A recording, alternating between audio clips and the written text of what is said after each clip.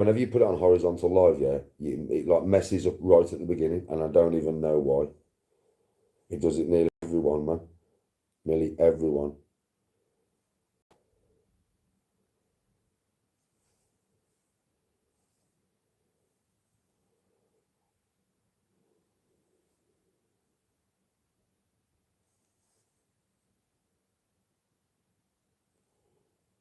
Right, 1 minute, everybody.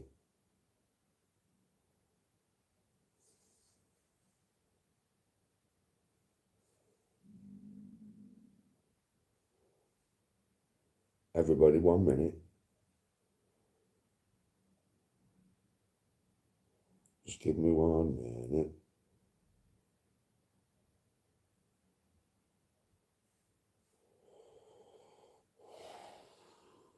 Got to refresh the page and all that. So just bear with me.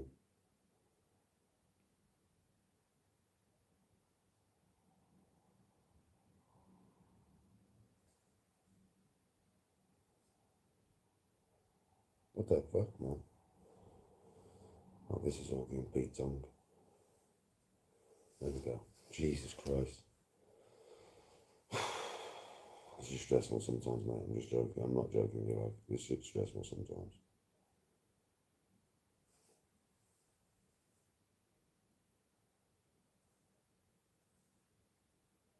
And there we go. Done. At last. How are you all? Man, I've just got back from the dentist, yeah? And for the first time in a long time, nothing had to be done. You know, we all know my teeth aren't the most perfect teeth in the world, right? Yeah, so usually when I go to the dentist, I have to start, like, hacking up my mouth and shit. Do you know what I mean? But not today. Not today. So she just says, come back in 6 months, Danny. Make sure you come back every 6 months so we can check out your fucking mouth and that. You know what I mean? We'll be all ordering that. I was like, sounds a fucking pound there, mush. Buzzing like. I'm good. No, it's just a checkup. It was a checkup and to get my thing, you know, like I've got a thing for that gap. Yeah, that goes in my teeth. It was tight as fuck, man. Like, because obviously, I've never had gaps in my teeth, but since I had that one out, I got this gap here, look. It's moved. And because it's moved, it's made it smaller. Do you know what I mean? So today, the main thing for me was to get that fixed. So, because I'm not joking with you, when I was pushing that thing in my mouth, it was like, fucking hell, really hard. Yeah, so she sorted it today. Checked my teeth out. Said they're all right, like. They ain't fucking snush, like. They ain't snush, but they're all right. They'll last another 6 months at least.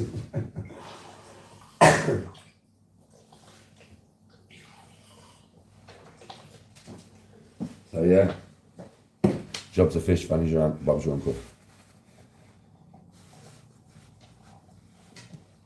Spenny Powers. I'm good, man. I'm good. I'm good, man. I'm good. How are you today is the most important question. Are you good? What are you good up to? What have you been doing with yourselves? Hello to Manchester. How are you today? Hello. Morning, James. Good morning, good morning, good morning. How are you, brother? You good?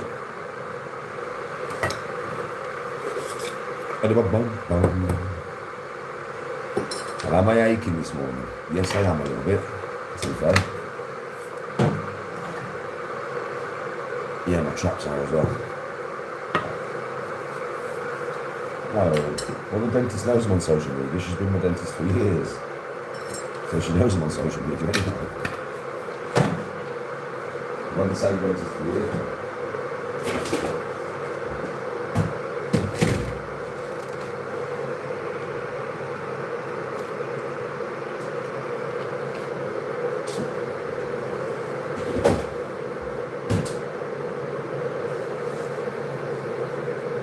I don't think she'd follow my channel now. She's a dentist. I don't think my content is really, you know, what a dentist watches, mate, to be honest with you.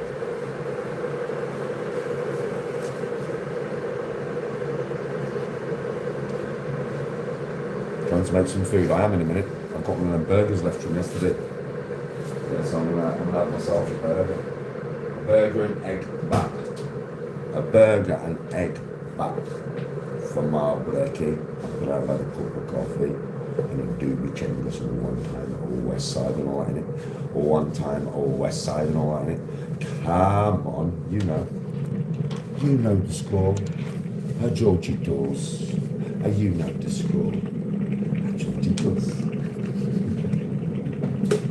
How is everybody anyway, man? You all having a good day? As you can see, I'm chilling, man. I'm always chilling, innit? Just chillaxed and all that. Looking forward to getting my gym membership started, folks, to be honest. Getting back at it.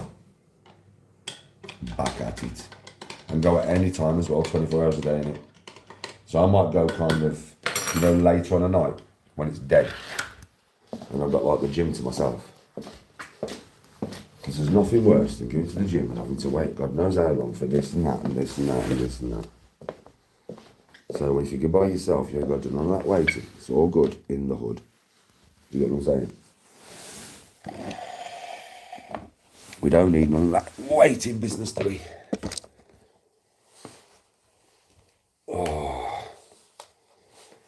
Pure gym, mate. Well, it's either going to be pure gym or like X Fitness or whatever it's fucking called. I don't know. I ain't decided yet. But it's going to be one of them two. They're both in Merry also. Having a cheeky smoke. Apricots and lemons. Blue Gates, bro. Blue Gates. And if you're looking at the Blue Gates map, it's the olive orchard. Yeah, the olive orchard, right?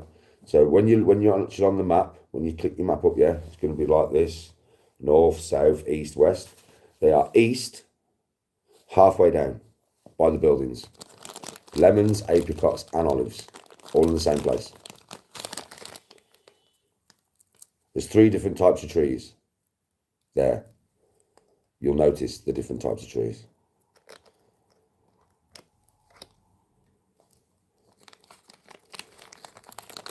Yeah, no worries. Good to see you as well, mate.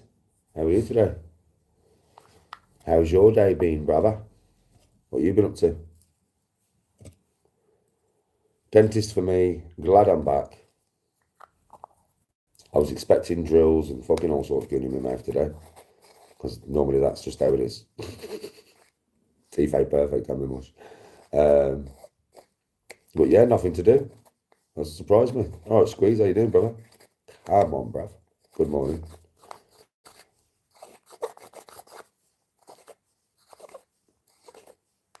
Delivering around Stoke and the weather's shocking. Yeah, it's going to be a bad day today. There's some weather warnings today, bro, so be careful on the road, innit? Just be careful, brother. You know, it's not always you're driving, it's other people. So just be very aware of everybody else on the road, you know what I mean, and what they're doing. I know you're going to want to get home quick. But I always used to say to like my bro and other drivers and stuff, and they've had accidents and stuff, mate, is when it's bad weather, expect a late day and take your time. And no matter how long it takes you to finish the run, just get home safely. You know what I mean? As you know, bro, in these weathers, people are always trying to... It's mad. I always used to say this when I was on the road. Obviously, you're a driver, so you'll understand what I'm saying. On a nice day, people drive sensibly. The worse the weather fucking gets, yeah? People start driving like mad people. Have you noticed that, bro? If it's pissing it down with rain, you can hardly see in front of your fucking van, yeah? People are driving like maniacs. Fucking if it's snowing or there's fog, people are driving like maniacs. You know what I mean? It's like fucking hell. It is, isn't it, Nate? It's fucking mental, bro. I'm like, what the fuck? This is the time when you should slow down. And that's why you have so many accidents. And if you have a bad weather day, as a driver, it's going to be a long day because people are going to have accidents and have to be pulled off the road because they're just fucking stupid. Also know what your vehicle can do, innit? Because so many people, when they're driving in bad conditions, they don't understand what the vehicle can do. It's not a 4x4, and you're trying to go up something where you need a 4x4, you know what I mean? So, yeah, man, just take it steady, bro, because there's some mad drivers on the roads at these times.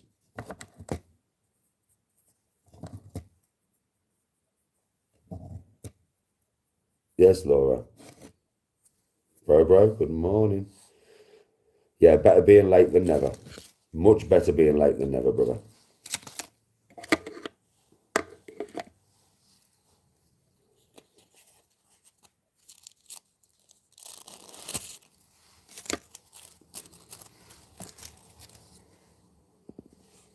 Fight some inviolable lads again. That was class. What?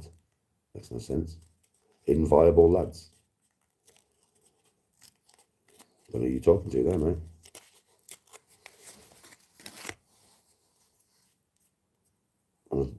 That sentence means nothing. Makes no sense. Bit of a weird one, that one, mate. Being honest. Good morning, Laura.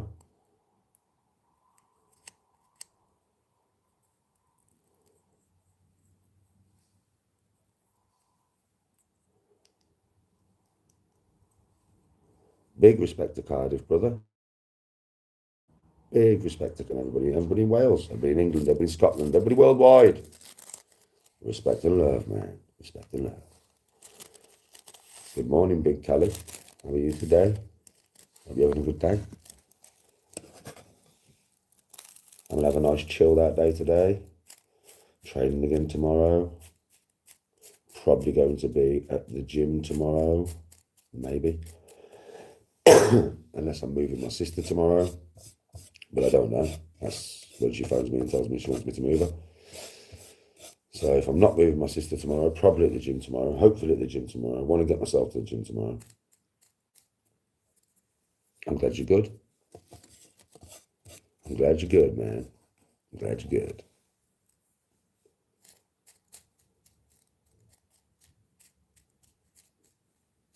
I've been preparing myself now for a couple of weeks to go back to the gym. I know I've been back once, but that's the first time I've been back for a long time, do you know what I mean?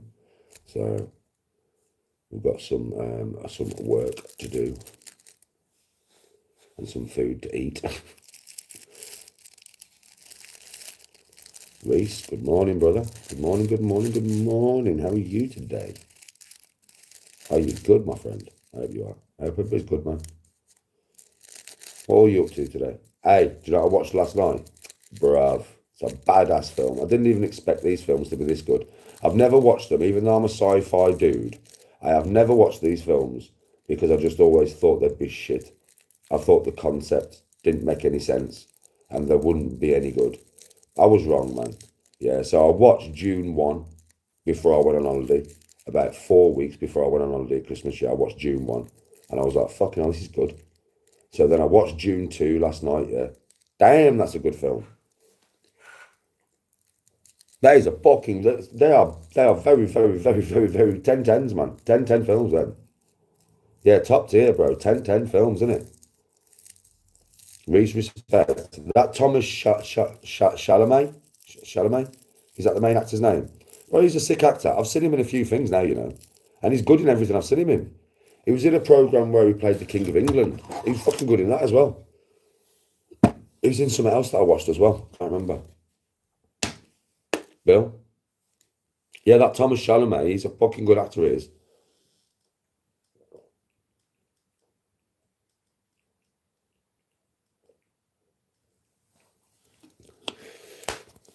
I just can't remember what else I've seen him in. I mean, obviously, I know I've seen him in the King thing. I've seen him in June.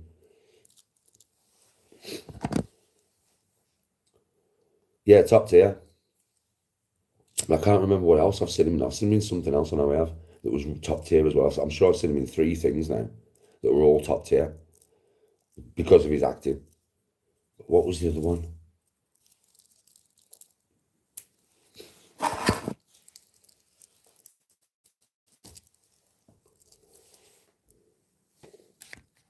Morning, Yorkshire. Cat Dad, how are you, mate? You messaged me on Insta for... Well, it'll be Tony who'll get the message, bro. Tony deals with Insta, and then I'll just deal with it when... He's been in Wonka. I ain't watched that Wonka with him in, but I have actually seen an advert with his face. I'm going to have to watch it now.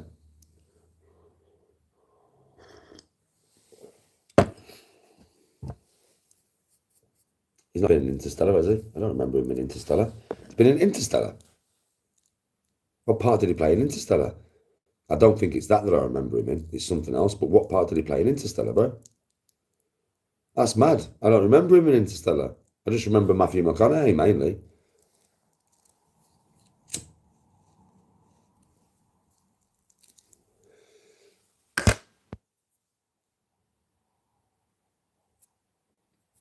Ah, The King's brilliant, Reese. The King's brilliant. Thomas Chalamet, again, wicked part, bro. He plays a brilliant part in that. I swear to God, he really, really does. For such a young guy, he's very, very versatile with the parts that he has to play. Do you know what I mean? And he's good at them.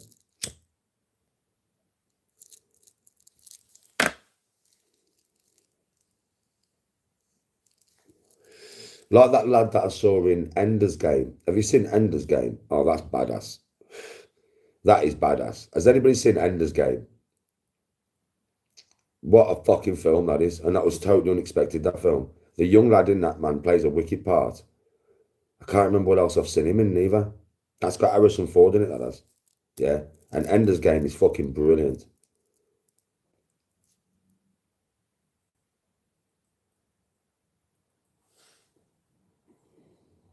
I was all right. Billy went all right. Nothing to do today, for once. Any movies I want to watch that's coming out June 3.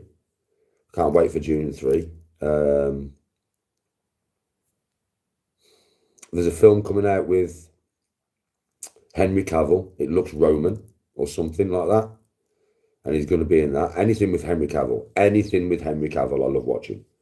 He's also bringing, Henry Cavill's bringing out, oh, what's he doing? He's bringing out a Warhammer thing when he gets around to fucking actually bringing it out. I'll definitely watch that. Warhammer's nuts. And he's also in something else, man, this year, and I just can't remember what it is now.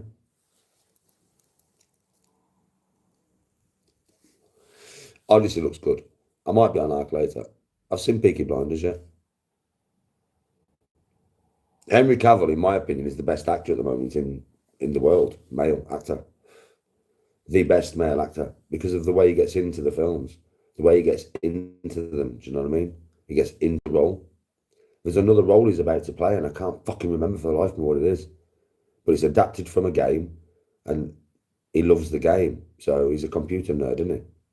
So because he's a computer geek that's just built like a brick shit house, yeah, he's good at all these kind of things that he goes into because he proper goes into them. He learns the law and all that. Peaky Blinders. Yeah, I'll type in what is Henry Cavill in this year because it's doing me fucking head in now. Because I know he's in something that is adapted from a fucking game. I can't remember what it is, and it's doing me nothing.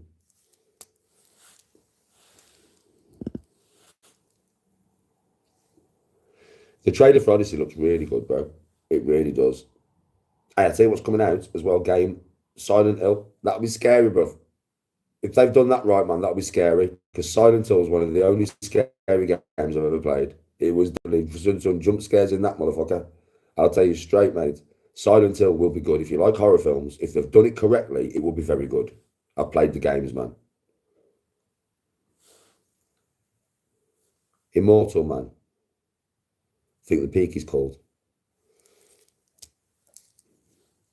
The first time Henry Cavill, I think, was on film was in Immortals. Anybody ever watched that film? Immortals, when you've got fucking the Titans and the gods and all that shit. Have you seen that?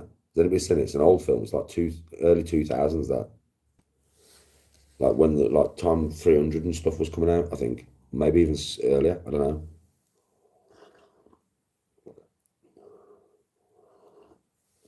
The only thing I don't like about the Odyssey, from what I've seen so far, the only thing I don't like from what I've seen from the trailer of Odyssey is Achilles' armor. I don't like it. It doesn't look right. It's too chunky. Yeah, that's the only thing that I've got to say about the trailer that I've seen to Odyssey. The one thing I do not like is Achilles' armor. It's too chunky and he's too big.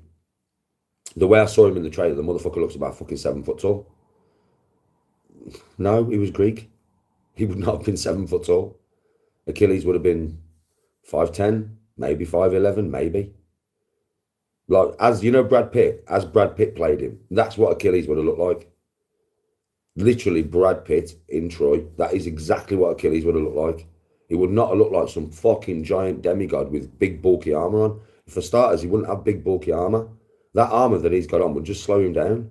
It's not accurate. It's just not accurate.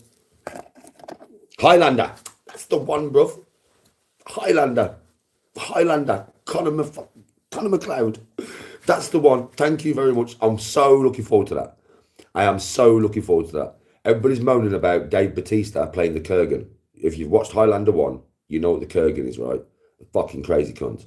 Now, to be honest, I don't know if Dave Bautista can give the performance that the first Kurgan did, because I don't know about you lot, yeah, but I think that was an acting masterpiece. Yeah, the way the Kurgan represented himself in Highlander 1. I thought it was a masterpiece of acting, that, you know. That man was fucking crazy. I mean, when he's in the church and that, brother, he's just like, to all the priests, I'm telling you, madman, fit the role perfectly. Yeah, the original Highlander was an ace film, but Henry Cavill will definitely 100% do justice to Conor McLeod. I know it, 100%. I fucking know it. I don't know about Dave Bautista playing the Kurgan, but I'm going to give him a chance because Dave Bautista's a good actor, man. I know he was a wrestler, but he's a good actor, right? He's been in some good films. He's played some good parts. Tom Hardy's a good actor. I'm so glad you found that for me, Highlander. I couldn't believe it was off my head. And I'm not joking. I grew up with that shit, bro. Watched that shit with my dad. Or every film I've watched Highlander with my dad. Do you remember Conor McLeod from the series Highlander? Watched all that shit as well.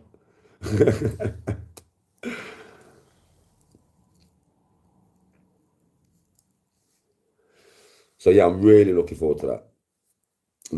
It might not even be this year, you know. I think they've finished writing the script now, so it's going to take them however long to film it. Henry Cavill's the perfect Conor McLeod, though, bro. You've never seen Highlander, bro? Watch Highlander 1. Highlander 2, shit. Highlander 3 is pretty good. I thought Highlander 2 was shit. It's like they didn't have a story, like they didn't know what to do, because in Highlander 1 he took the power, he was the one, so they had to like make them aliens and stuff like that. They had to fuck it all up there. But Highlander 3, though, was good. So Highlander 1's good. Highlander 2 is a bit cheesy. Still good, but it's a bit cheesy. Highlander 3 is good. But number 1's the best. Yeah, number 1 is definitely the best.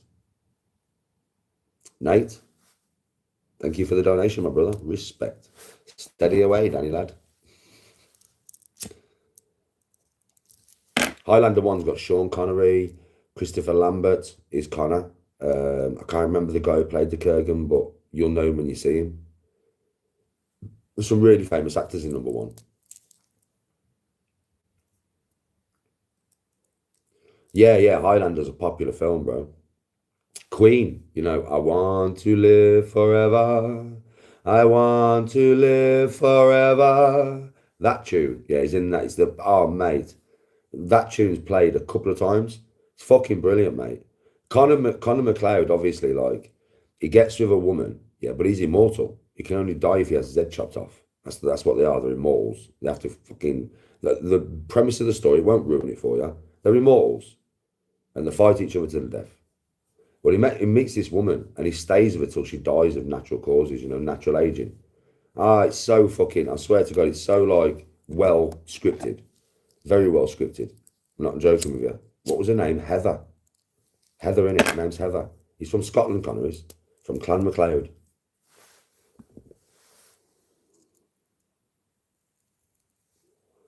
At the moment, I'm playing Ark. I remember Cliffhanger, yeah. Cliffhanger's a good film. Did you know he actually learned to be able to fucking do some of that stuff? Sylvester did.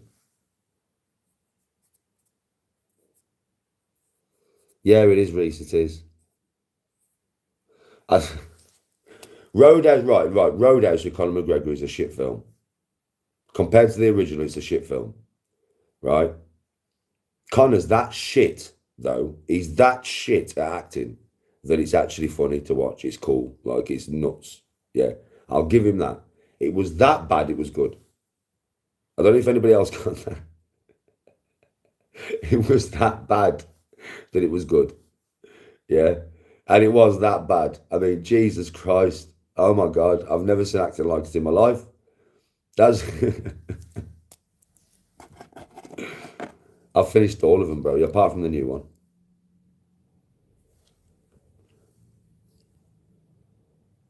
You've just started the season three of Vikings. Very good. Have you watched The Last Kingdom yet, bro? If you haven't watched The Last Kingdom after Vikings, you'll need to watch that. Yeah, plumber, maybe. I would be good. I'd be good as an actor, me, bro. It's only calling on emotion, isn't it? I'm good at that.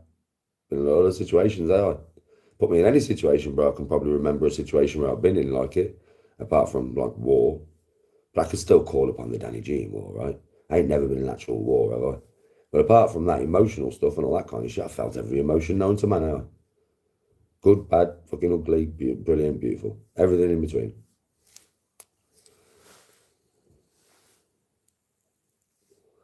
Yes, Sue. Yeah, it is. In my opinion, The Last Kingdom is better than... Have you seen the film? Seven Kings Must Die. I reckon I'd beat Connor in an acting battle, bro. I do think I'd beat Connor in an acting battle. That's not even being bad, I'm just saying. He beat me in the octagon, but I'll beat him in an acting battle. I haven't looked at the Artemis mission, no. No, I haven't. I haven't.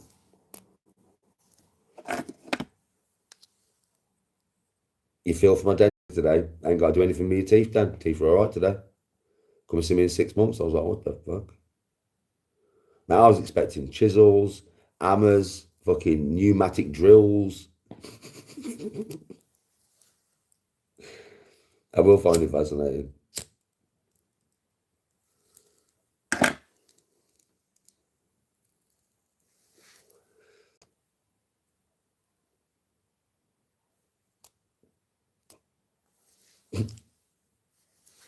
It's one of them ones, isn't it, Soup?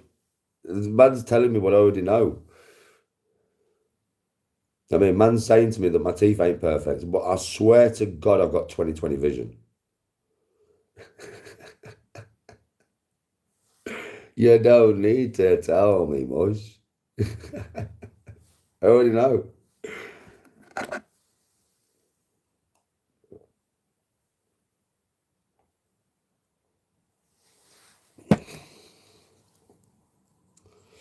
Star Wars. Star Wars. So the first three are very good, bro. Bad. Listen, the problem with the first three, this is the only problem with them, bro, is the graphics are very dated for what we're used to now. But put that aside and watch them because the story is fucking brilliant. The acting was brilliant, bro. It really was. Top class actors in that. The second ones, I prefer the most out of all of them. Right, I prefer the second ones out of all of them the most. Some people would say that the acting is not quite as good, but fuck me, the action is. The lightsaber fights in the second iteration, when Anakin is Anakin, yeah, when he's a little kid grown to like a fucking 19-year-old, and then he turns into Darth Vader. Those are the best Star Wars, in my opinion. They just are, because you get to see the formation of Darth Vader. You get to see how he turns, why he turns. And Hayden Christensen played a very good part there, you know. Nobody, I mean, fucking hell. The stuff he can do with a lightsaber in that is actually, he can do that, you know. He learned to do that. So did Obi-Wan. They spent hours upon hours upon hours upon hours with sword masters to learn to be able to do all this mad shit. Got to give an actor respect when they learn to do all that in real life. You know what I mean, right? So, very good. The third three... So I would give the first three a 10 out of 10 for the acting, the nostalgia, the building of the story. Yeah, 10 out of 10. I'd give the second two, right? The second iteration with Anakin, yeah, Revenge of the Sith and all that. Is it Revenge? No, it's not Revenge of the Sith, is it? Attack of the Clone Wars and all that. Attack of the Clones and all that. Clone Wars, whatever it is, you know, the three. I'm sure Revenge of the Sith is the last one anyway. It turns into Darth Vader. I'd give them a 10 out of 10. The ones where Rey comes into it, and it's not because she's a woman. I'm going to tell you the reason. Anybody watches Star Wars, if you've watched the modern 3 Star Wars, I'm going to tell you the problem with these Star Wars is, right? It's not because she's a woman. It's because she's the hardest fucking Jedi that's ever lived with no training. You've got Finn, which is just a normal dude, and he can fight with a lightsaber. You can't do that shit when you're a normal dude. Not and hold off Kylo Ren. Another thing, when you first see her fight Kylo Ren, yeah? So Kylo Ren is the modern day Darth Vader. But when you see Luke try and fight Darth Vader, what happens? He gets fucked over quick, bruv. No, she holds her own against a master of the lightsaber. A master, bruv. Yeah? The leader of the Knights of Ren. Goes around the galaxy killing bear man. And this little girl, who's never used a lightsaber before, can hold her own. Bullshit. Absolute bullshit. It was all girl power. Girl power. Well, do you know Luke Skywalker? No, he had to go through bear shit. He had to get his hand chopped off. He had to go to fucking Dagobah, learn from Yoda for years. And do you know how that went? On screen, yeah, I know about the lore. So on screen, it felt like about fucking, 20 minutes that he was learning from Yoda and that. But no, in real life, in the universe, it was a year. He was there for a year learning. Fuck, she doesn't do none of that. She's hard as fucking fuck, bruv. Luke Skywalker, they ruined him. Luke Skywalker, man. He gets his lightsaber, doesn't he? She gives him his lightsaber back and he throws it in the sea. He would never throw his lightsaber in the sea. What do you mean, bruv? The Force ghost shit at the end. When rather than actually go there and fight in person, he fucking uses that much power to fucking transmute himself over the galaxy to appear as a Force ghost that he dies on a rock. Why the fuck would you do that, man?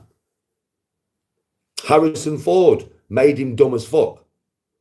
Harrison Ford, the man who owns the Millennium Falcon, yeah, made Ray better than him at flying his own ship. Ray's better than him at flying his own fucking ship, mate. It was pathetic. Killing him off. Just to have him in there so Kylo Ren can stab him, kill his dad, yeah, right, and then have a revenge arc. It's the only reason why he was in there. Snoke. In the first two films, this geezer named Snoke, yeah, he looks like some fucked up fucking dude, man. His face is all fucked up, but you can tell he's one hard Darksider. Bro, the way they kill him is so fucking comical. It's so easy. What do you mean? He didn't even get off his chair. The Emperor. The Emperor, bro. She's harder than the Emperor. Yeah, it's fucking bullshit. Bullshit. The last three films were the shittest ones ever. Oh, yeah, I know, Reese. It was pathetic. It was pathetic. It was all about Ray being the hardest thing ever. The hardest thing ever.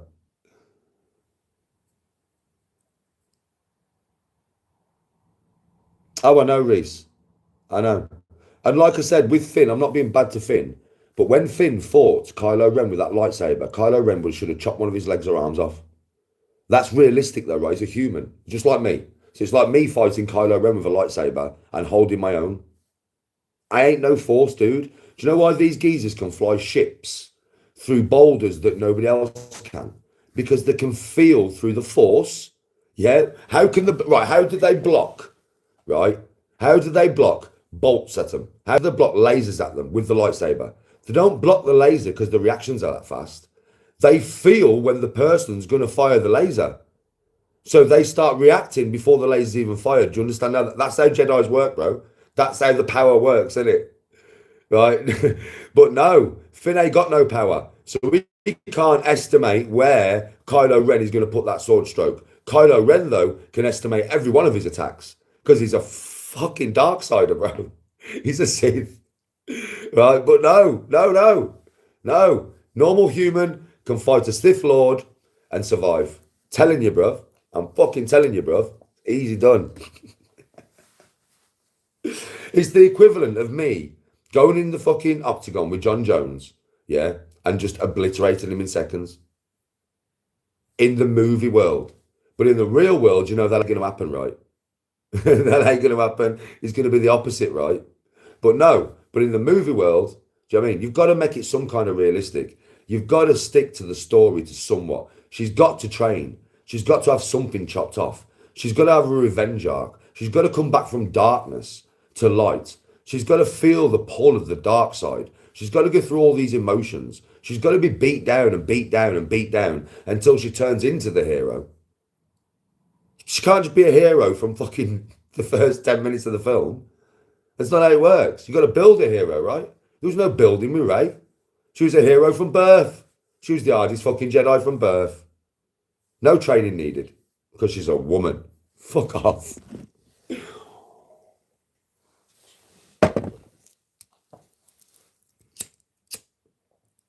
This is why I said I might start doing movie reviews and review some of this shit.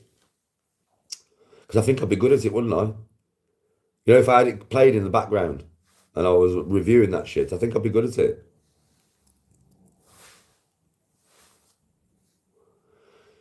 Yeah, Finn got the power of the Disney writing team.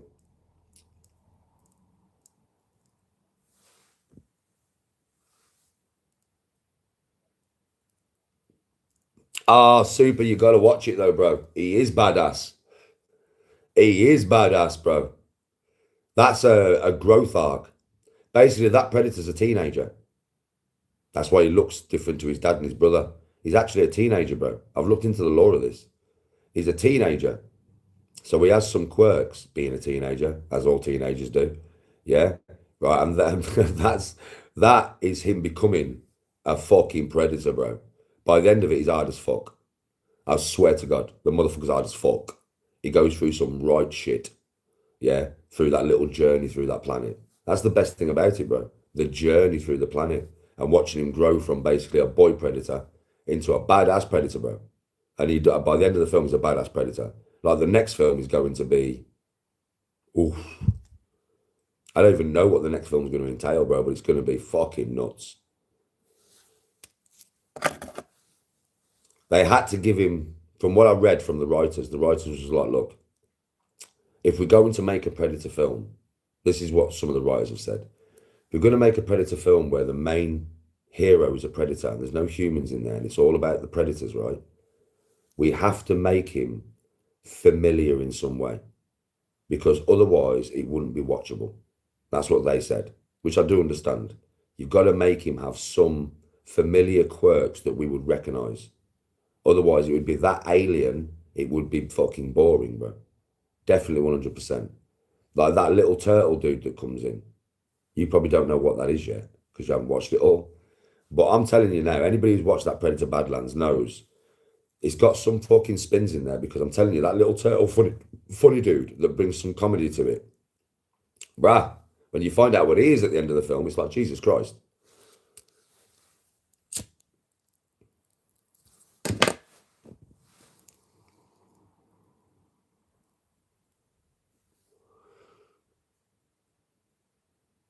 Yeah, you watched it all then, Soup, so you know yourself. The way they formed the story was good, bro. It was a good story. They made him, yeah, they give him some human aspects. But don't forget, we only ever see predators on a killing spree. Yeah, we do. But if you think about it, bro, his dad and his brother, because they're adults, they look different to him. You can tell he's a teenager, can't you? By the way he's formed, right? You can just tell he's a teenager, bro. His brother and his dad look just like predators, right? He will grow up, obviously, to look like that. But what I will say to you is, even in the Arnold Schwarzenegger one, at the end, the predator starts laughing at him. Literally starts laughing at him, bro. That is nothing but a human trait. I have seen it. If you think about every Predator film, right? Alien versus Predator, when that Predator teams up with that bird, yeah, you watch them together, there's bare human traits that Predator has. Because I would think that any sentient species has to have normal social skills, bro. Think about it. You couldn't have a society, could you? Without laughter, without comedy, within the society. It's just we've never seen the society of the predators before. We've only ever seen the odd predator here and the odd predator there hunting and killing. Well, they're going to be deadly serious because they're hunting and killing, aren't they? Like if you watch him when he's hunting and killing, there is no comedy in it. You see him go into predator, right? As soon as he's hunting something, he goes straight into predator and it's all about the kill. It's all about the kill. It's all about the kill, right? But then when he's relaxed and he's not hunting, you see more of the attributes of, say, like a human would have. But they'd have to have those attributes, wouldn't they? To be a stable society, to be a stable humanoid species, to be clever enough, to be able to work together enough to create spaceships, to travel the universe, you've got to have a stable social structure. I would imagine like predator dads, yeah, you're going to get bad ones like his dad. You're going to get normal ones. And I bet you predator dads pick the sons up when they're babies and, throw them in the air and stuff. You've got to. It's just, it has to happen, right? It's just in this film you see it for the first time because we're following a predator.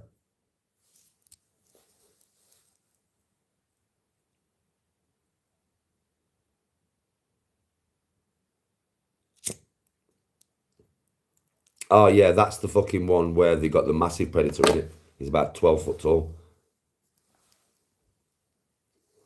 That's just my opinion. Do you know what I mean?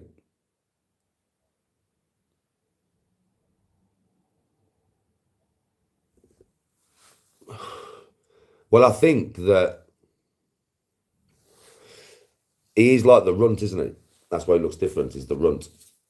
But I don't know, maybe we're going to find out he's something a bit different throughout. Because to be honest with you, bro, the motherfucker's hard as fuck. You know he is. He's harder than any predator, bro. The OG predator, do you know when fought Arnold Schwarzenegger and that? Bro, I think we both know that if Dex was fighting Arnold Schwarzenegger, they'd all be dead in one day. He would have killed them all easy.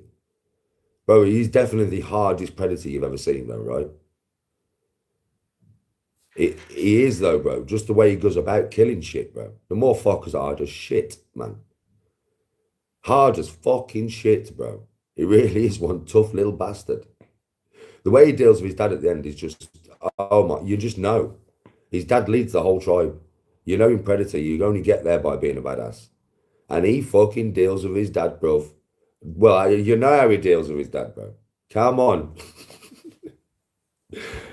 And the mad thing is, you know something? I looked at this because you know when, like, at the end he goes, "Oh, that's my mom." You don't see her, bruh. Do you know the females of the predator species are fucking huge, bro? They're bigger than the males. So I can't wait to see his mama. I can't wait to see Mama Predator. She's gonna be one tank, bro. She's gonna be fucking huge, but I can't. She's got to be like 8 foot tall or something. They're bigger, man. The females are. I looked at it the other day. I don't know why. They just are.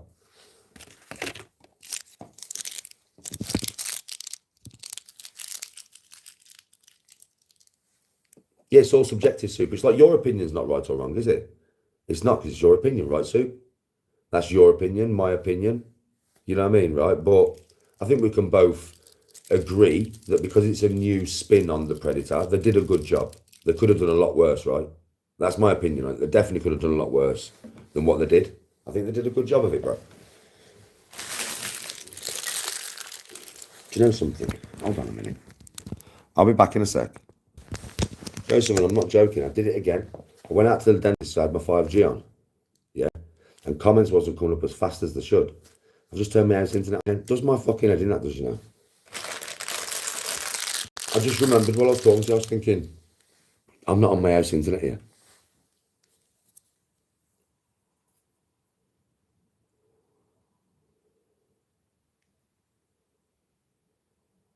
Yes, bud. Respect, bro. Which live? I did a couple. Training, was it, maybe? Was I training? Morning, Barry. Yeah, I might have been training, bro. I mean, obviously, it's kind of like when you watch me train with the weights that I use, I can go heavier than that, obviously. Otherwise, I wouldn't be doing so many reps, right? But it's not always about that ego lifting stuff, man. Like when I went to the gym the other day and I put that video together for you, that was not me ego lifting, you know. I never ego lift. I went to the gym with the purpose in mind to see how much I could do on certain exercises. That's all I went for, just to see how much strength I'd lost because I know how much I used to do when I was bigger and younger and at the gym all the time. Yeah. So that's all it was for. But if you watched me train last night, I trained, I mean, don't get me wrong, if I was in the gym, I would have gone heavier than 50 kg, obviously. Do you know what I mean? Right, I would have probably started with like, I can do more than 10 reps with 50 kg above my head. I can do between 12 and 15 if I just go full out. Yeah. But I probably would have started with 50 kg, done 12 reps, chilled out for a couple of minutes, and then raised it a little bit. But I would have got to the point where I could do like 5 reps or, well, between 4 and 6 reps for my last set, whatever weight that would be. I would imagine it's probably about 70 kg now, 70, 75 max, something like that. Yeah, but that's how I would have gone. So That's how I normally train. How I trained yesterday, really. Quite a lot of reps to fuck the muscle up. Like them 10 key dumbbells, when I'm doing side lateral raises, they're not that heavy to do side lateral raises with, but I'm doing like 50 reps or something. Do you know what I mean? So that's when it becomes hard to do it very strict, because I do everything very strict, right? It's hard. It's like, obviously, a lot of people say to me, yeah, why do you only come down to your chin when I'm doing press above head? And why don't you lock out? Okay. Well, I don't lock out because as soon as I lock out, I take the strain off my shoulder and put it straight down my elbow joint and can cause injury. Don't lock out. I don't lock out completely. Nearly, but not completely. The reason I don't go past my chin is because from here, when you take the bar down to here, yeah, it does two things. Again, takes the strain off the shoulder and puts your rotary cuff, your shoulder, yeah, right, in a very, very bad position by coming too low. You never bring the bar down to here. There is no need for that. We are working shoulders. We are working shoulders. We are working shoulders. We are not working down here to fucking pull your fucking rotary cuff down. Yeah, there is no need. That stretch you do not fucking need. That will cause injury, especially when you go heavy.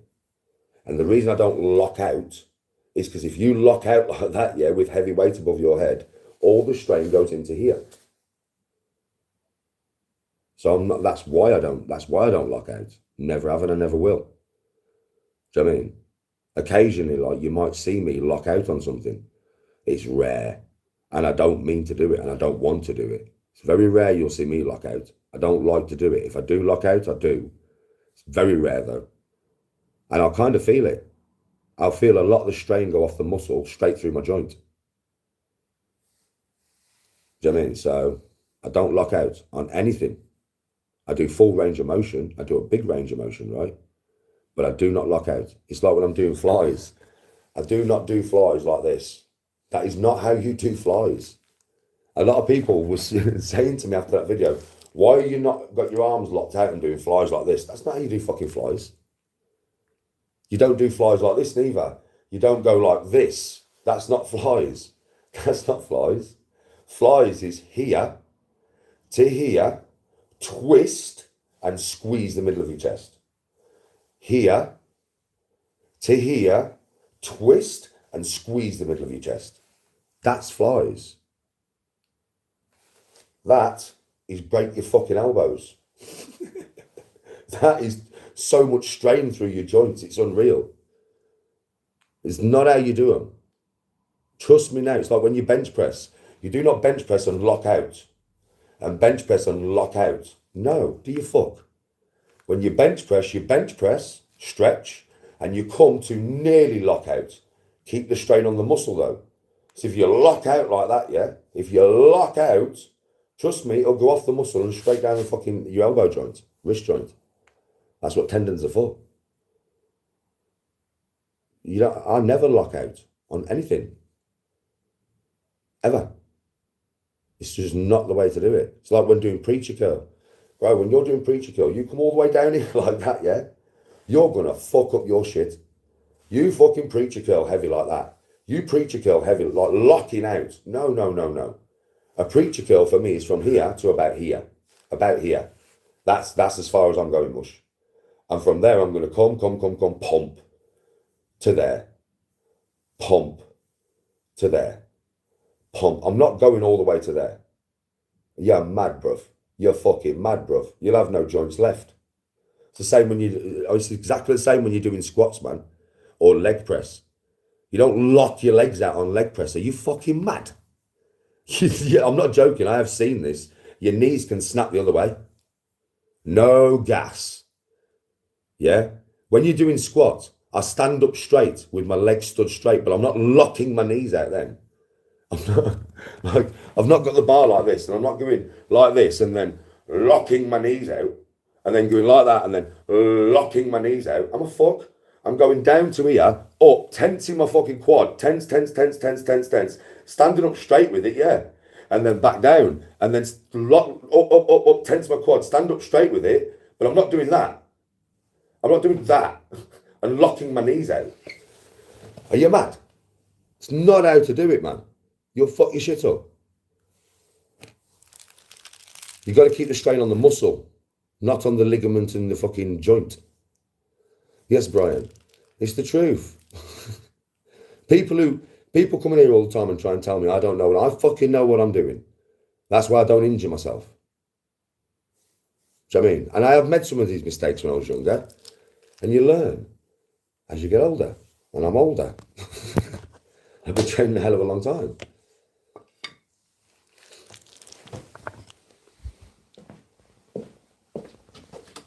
I don't say it for the sake of it. I say it because it's the correct way of doing it. Literally, that's why I say it, because it's the correct way of fucking doing it. Yes, Kingy.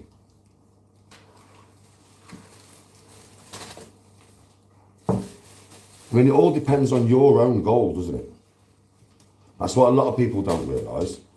It's like, you know, you could see somebody at the gym. Hello, sweetie pie.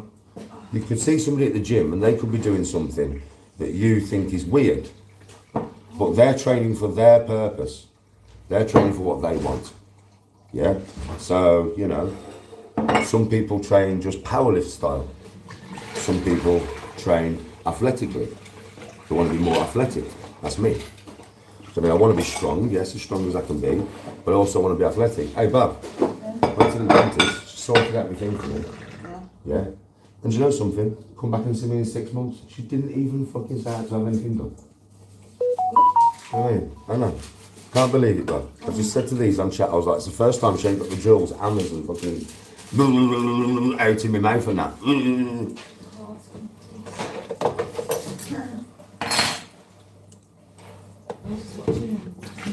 Yes, Kingy.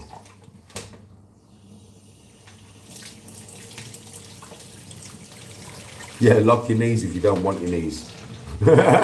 Same with your elbows, bro. It's the same with your elbows. I had some people on, I can't remember who it was, I had somebody on TikTok, literally. You know when I was doing them flies?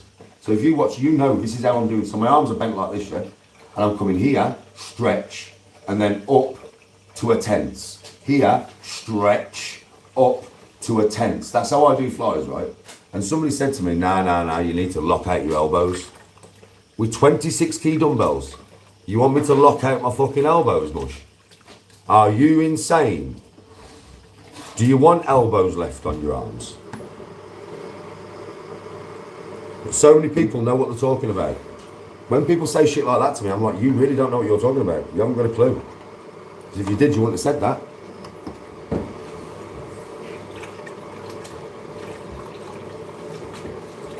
It's like when I see people doing flies, and they're not flies, they're presses. They're not flies, it's like, I see people doing it all the fucking time, yeah? Right, and I'll show you what I mean. Right? A fly, yeah, you are literally working your muscle from a different angle to a press. It works a different muscle, it works different muscle fibres. Right? But when I see people, like they've got loads of weight, whatever they're doing in the gym, and they do this. From here.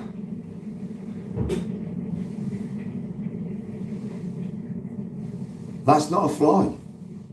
That's a press. Just without turning your fucking hands, man. That, if you do that, yeah, that is not a fly. No. That's a fly. That. Look at the difference on the side. That is not a fly. That is not a fly. That is not a fly. That is a fly. That is a fly. See people doing it all the time. That's because you can't do that weight. You can't do that with that weight. So you shouldn't be doing that. You should drop the weight and do that. Drop the weight and do that. None of this fucking, what is this? It's a press. You're pressing, you're bench pressing.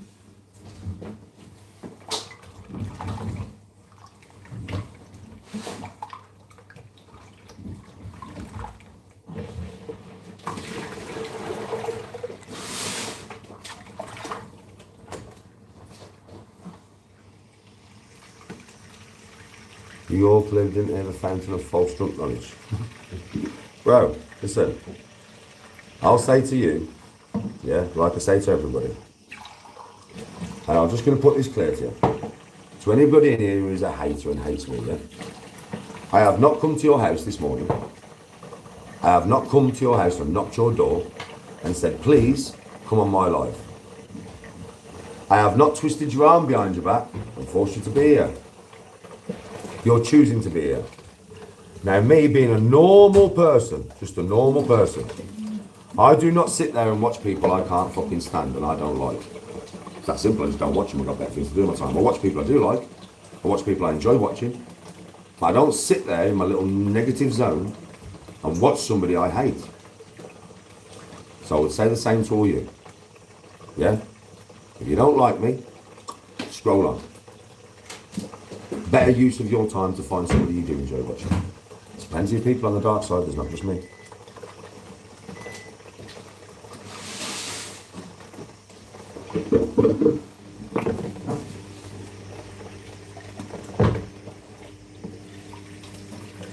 I have good people who watch me, and people often say, well, why do you get rid of all the trolls, blah, blah, blah, because I haven't got nothing to say to them. With the good people, I do. I have lots of things to talk about with you people. I don't have no respect for trolls, I don't have no respect for negative people. But the good people that are in here, I have lots of respect for. So why would I want to spend my time engaging with dickheads when I could spend my time engaging with the good people who deserve my time? That's the reason why you get banned. It's not because we're scared of listening to your waffle. It's just because we don't want to listen to your waffle.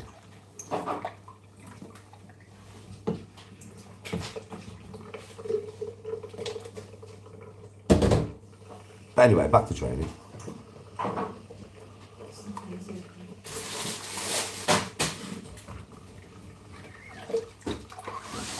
Oh yeah, I know, Reese. But I was just about to say, anyway, back to training talk, back to movie talk.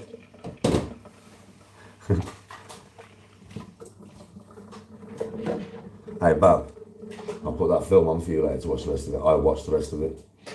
It's pretty badass, because once I put it on, I just couldn't stop watching it. Thank you, baby. Thank you, sweetheart. So yeah,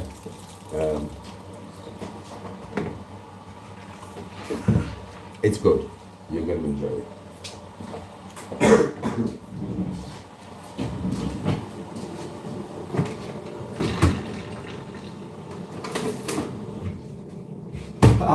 What is this doing in the fridge, man? What? That? Whose is that? That's one someone sent it to this. It's been in there forever.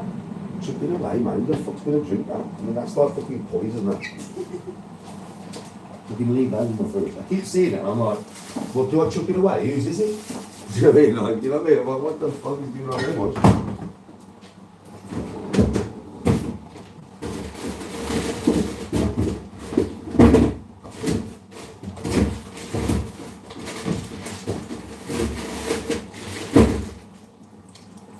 Yeah, 4,000 rep leg session.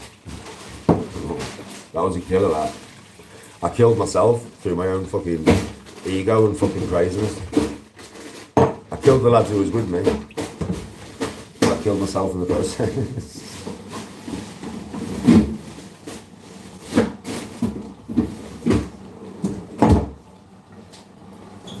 At the end of it, the last fucking hour or something was just, it was just grueling. There was nothing fun about that. Nothing fun about that, trust me. Huh? Remember when I took Tickle to do the 4,000 reps leg session in Aiden? Remember? That's what we're on about.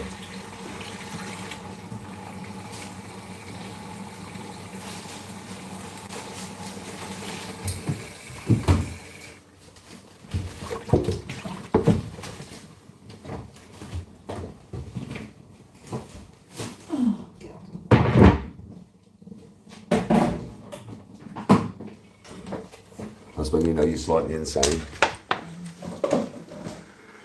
Every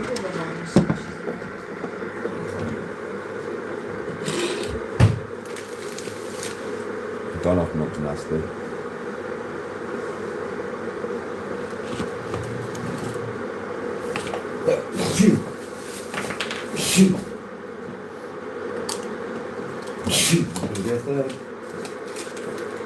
There's always going to be a third, Beth. There's always going to be a third.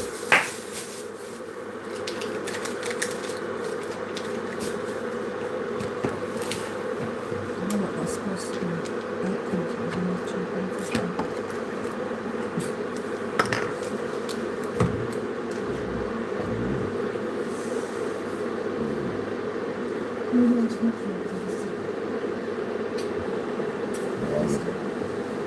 so we need to go up to just go to get the pasta.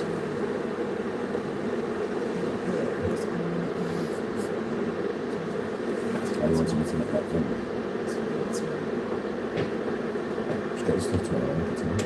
I've only got to get there. You got all the sauce with it? It's one.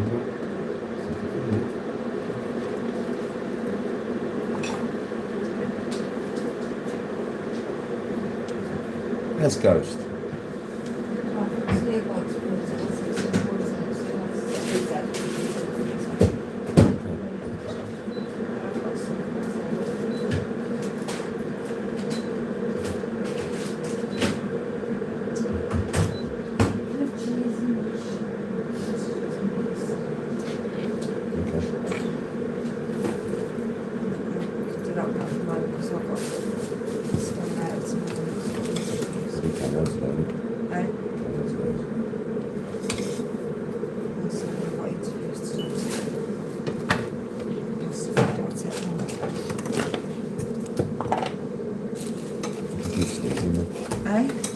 Keep sneezing.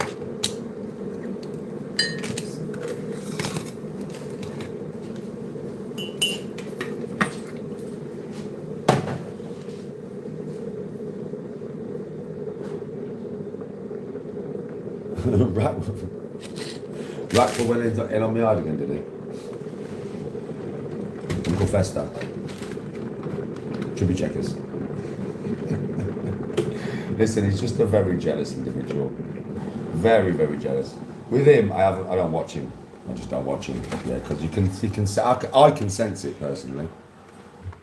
In fact, I'm getting the coffee first. I can sense it personally. That's why I stopped watching him.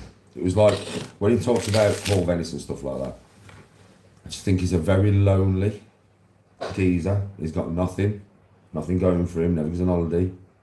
Don't work at all. Trust me, it doesn't work. Moving the cones from the north to the south, it's all bullshit. Has a drink whenever he gets paid from the social or whatever. Got nothing going for him, bro. So he hates on anybody that has. And I think you can see that. It oozes from his pore, bro. From every pore of his body oozes just like spite, jealousy, hatred. Yeah? People like that you can't do nothing with. He's not worth my time of day. He's not worth my breath. He's a geezer that's never going to go nowhere on social media. He's going to go nowhere in life. He's going to be sat there talking about other people for the rest of his life. Because that's all he's got. That's all he's got. He ain't got no content. He ain't got no life. He's got nothing to bring to you other than sat there doing stupid accents, stupid impressions. Yeah, occasionally getting some money off the social and buying some fucking little plastic figures. That's basically who he is though, right? Geezer used to train, used to be big and all that, but even when he was big, he was out of shape. He was just a big fucking lump.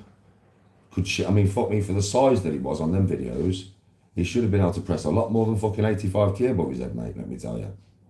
Jesus Christ, for a geezer his size, that is children's weights for a geezer of his, well, what he used to be. Not anymore. You don't see no training from him now, do you? Because he don't train no more.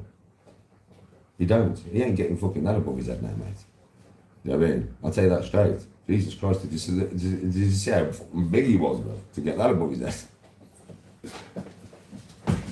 He's just a very jealous, nasty, toxic-minded joker of a man, basically, bro. So let him waffle on all he wants. He's very unimportant to me. I couldn't give a toss what he said today. I could probably guess. I could probably guess. So yeah. I mean, what was it? I'm weak. I'm a lol cow. Fucking. I could probably go on, but I won't bother. Yeah, very immaterial geezer. And very repetitive. Very repetitive. But most of them are, to be honest. It's not just him, is it? You can't just single him out as being repetitive. Do you know what I mean? Same thing, different day, same thing, different day, do you know what I mean? That's just how most of them are. I'll applaud the first person from the dark side, yeah, that actually brings some fucking content. You know, like going out and doing stuff or whatever they decide to do. I'll applaud them. Truthfully. The first one to bring actually some content. First one to go on holiday or something, or train, or play a sport, or I don't know, do some singing, or whatever, anything other than every day. Oh shit, man, they must have a very shit life. Their life must be so cack.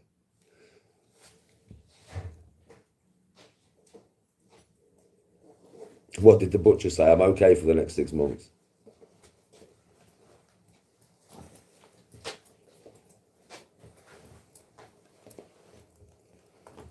Help a brother out? What was the matter, bro?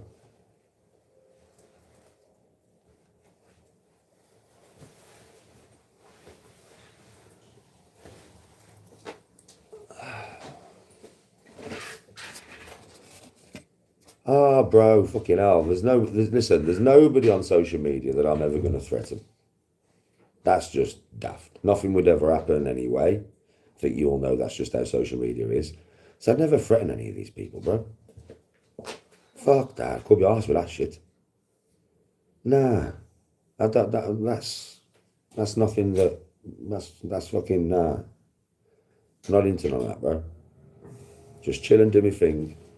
Might occasionally take the piss out of one of them, do you know what I mean? Because they're easy to take the piss out of. It's easy when somebody's got no life to take the piss out of them, bro. You know, when you do have a life, and they don't. Theirs revolves around you. Easy to take the piss out of somebody like that. But threats and all that, nah, bruv. It's not about that. That's some childish shit. That's like something that I hate all about, bruv. I hate about none of that.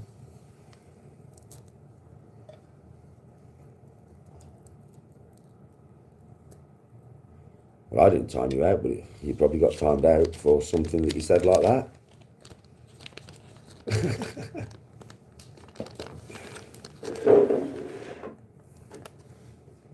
Ghost, listen, I just do what I'm doing. I just do me. I just do me, bruv. If it pays off and the cash starts rolling in, do you know what I mean? Then we're all good in the hood. You get lots more footage of me all over the fucking place. More money I earn, more I put it into doing footage, right? Going places, doing stuff for you all. So fingers crossed. The universe owes me a break. And I do put a lot of effort in. I do bring a lot of sunshine. You know, through the darkness. You know Danny G brings a lot of sunshine, mate. You're always going to get a fucking true smile or two from me. So we'll see. We'll see what happens.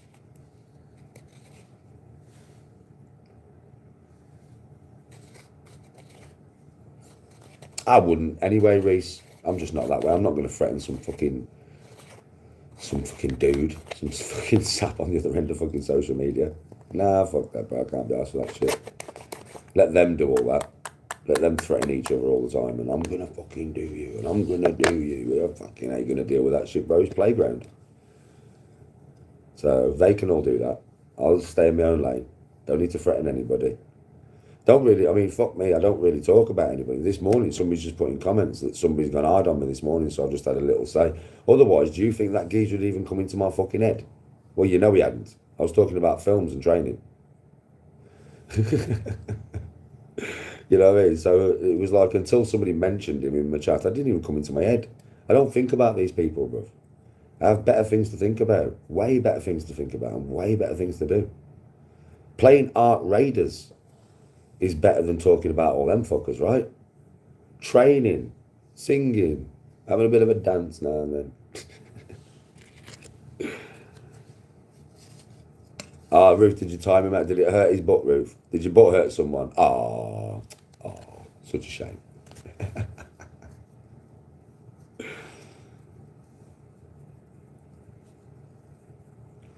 Yeah, you're the one in here with all your negativity, mate. I don't think anybody was negative to you when you came in, chat. I don't think anybody's been negative to you at all. You've been timed out. Nobody's sat here typing nasty things to you, mate. Right? Think about it. Use your logic.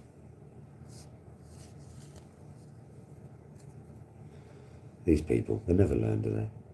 They just never learn. You don't get nowhere here like that. It's not how we function. Yeah, positive vibes only. We don't deal with this negative stuff. You know what I mean? Got a job, mate. I'm working right now. You do realise I earn money for this life, right? You do realise that, though, right? Yeah.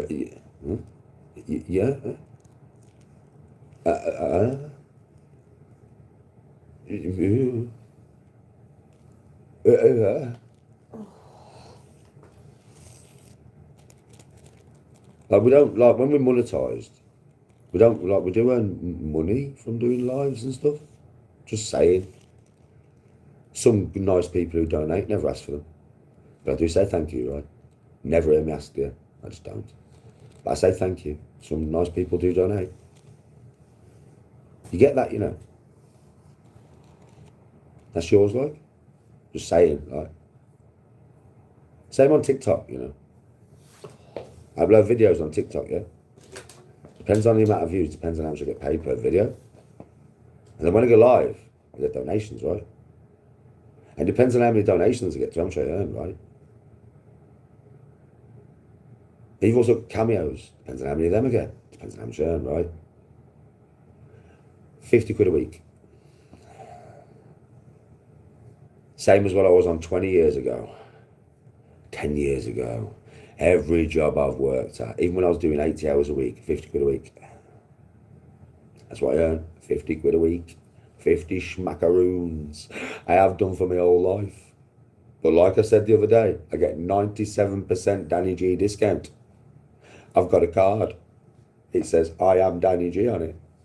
And wherever I go, I get 97% discount. Now you can be jealous. Now you can be pissed off. Because you don't get that. How do you think I go on holiday for 4 weeks and stuff? 97% discount. Without that, I wouldn't be able to go. 97% discount.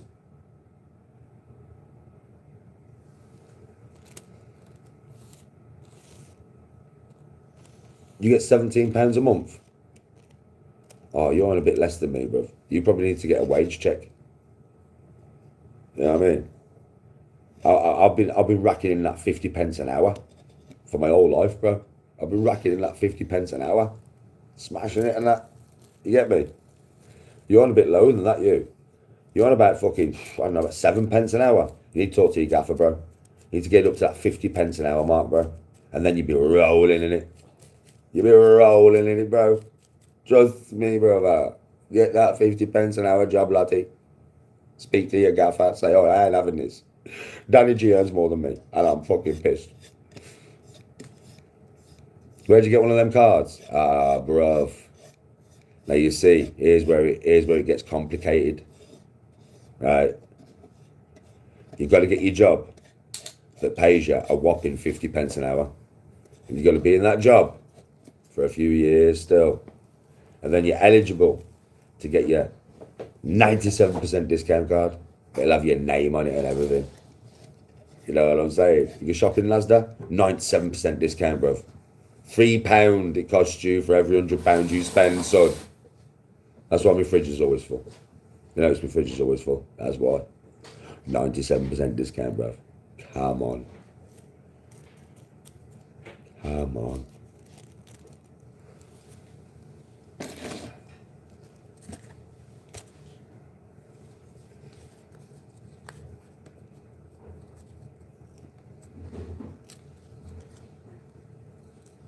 Yeah, I'm nearly there. Mate, if I bring my old channel back, that's got 71,000 subs. Bring my old one back. 71,000, mate.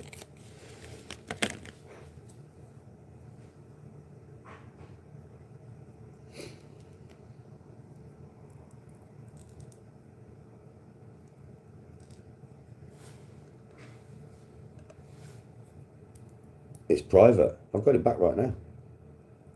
Been looking through some of it over the last few days. Fuck me, man. The amount of videos and lives on there. Jesus Christ. A lot.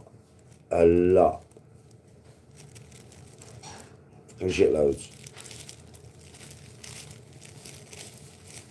And most of it is going to be privated. Most of it. Anything that's got rage in, really. Yeah, proper rage. I'll be privating that. There's a lot of stuff on there that you guys have never seen. Loads of stuff, man. There's loads of fucking footage of me at work on there. Because everybody says I've never worked on that. There's loads of footage of me at work. So, there's lots of stuff on there, really.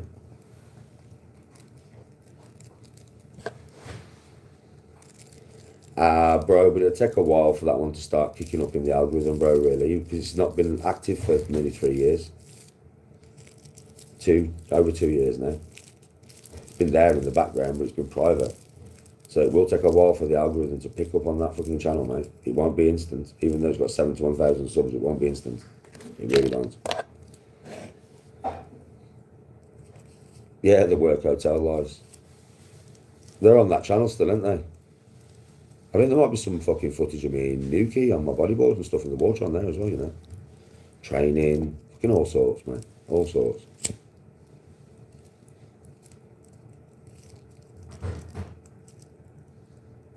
How many golf videos do I do monthly? It depends on when I'm up and rolling, bro. All depends really on the month. Usually 2 or 3.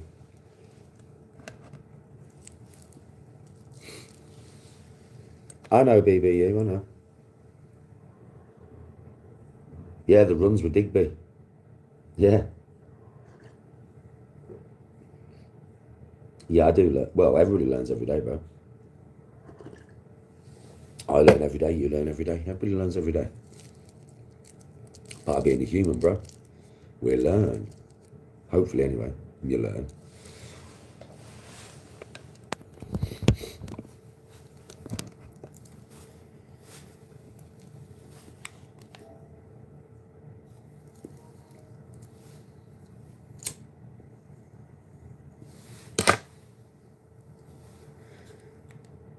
You'll all know if I start my old channel back up. I'll tell you all, why not? So you'll all know.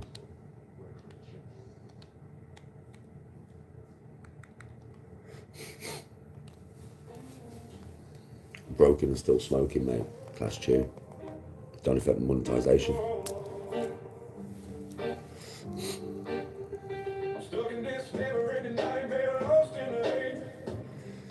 Yeah, Reese. It's old. It's old, that account. So we'll see. We'll see what happens with it. We'll have to see, won't we? Whisper my name. Those eyes cold, never found one. Left behind. Memory burns on a shattered heart. Yeah, I take.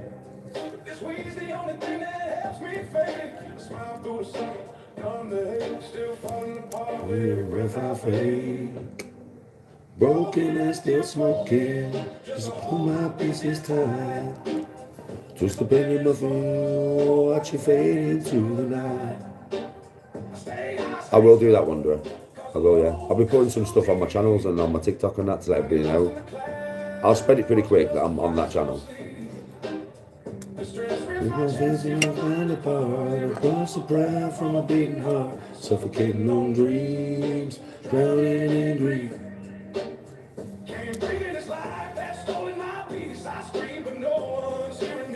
So I visit to find this misery, crushed by love, choking on despair, so searching for a light that just ain't there.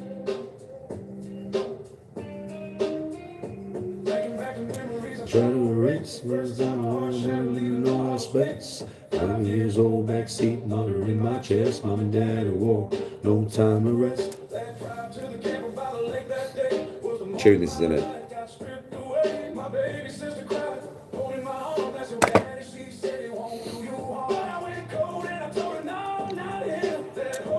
My fridge is fine, mate. The world like a something rain. Left me deep in pain. Lost my hope, my fight. Walked away and robbed my life. Now I'm drowning in a sea of smoke. Wherever memory hits like a joke.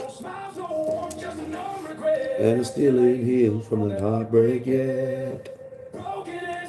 No, they don't really. Well, it depends, Speedy. Depends on the conditions of the course. If it gathers water, then they'll close. Some courses do, because they go from high to low. You know what I mean? The low parts gather water, but some courses don't. Depends if the course is built on sand or clay or mud or If it's built on sand, usually it drains really well.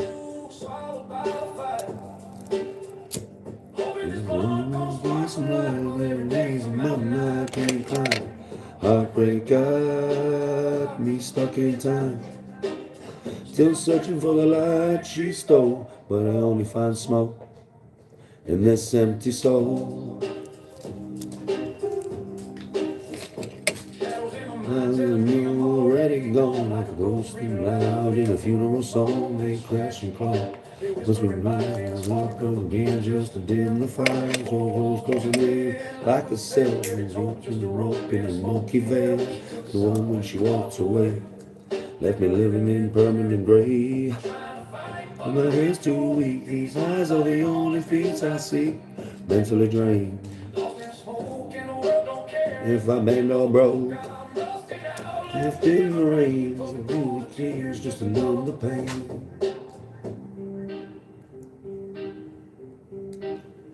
Lost in the dark, no exit sign. This world won't heal, just steals your shine. Would it matter if I disappear? Would the smoke just clear? Stay right here, no light at the end, no angels' hands, just ashes and roaches and no man's land. Ain't nobody coming to rescue me. Shadows moan, they call my name. Just to dim the pain. In the sky, but it don't reply. Just me, this blood and a bloodshot eye. And what I do, if it's true, this life I drag. Broken, still smoking. Choking on the past. A lot of people do that, right? You choke on the past, right? No need, man. It's in the past. It's yesterday. Tomorrow's a new day. If you live like that with that mindset, trust me, whatever happened yesterday, you can't change it. You can't do nothing about it. It's done. You don't have a time machine. You're never going to have a time machine. Your present day is where you can make tomorrow better. As long as you don't hold on to yesterday. Because that will only make things worse. Trust me. Get wisdom for you there.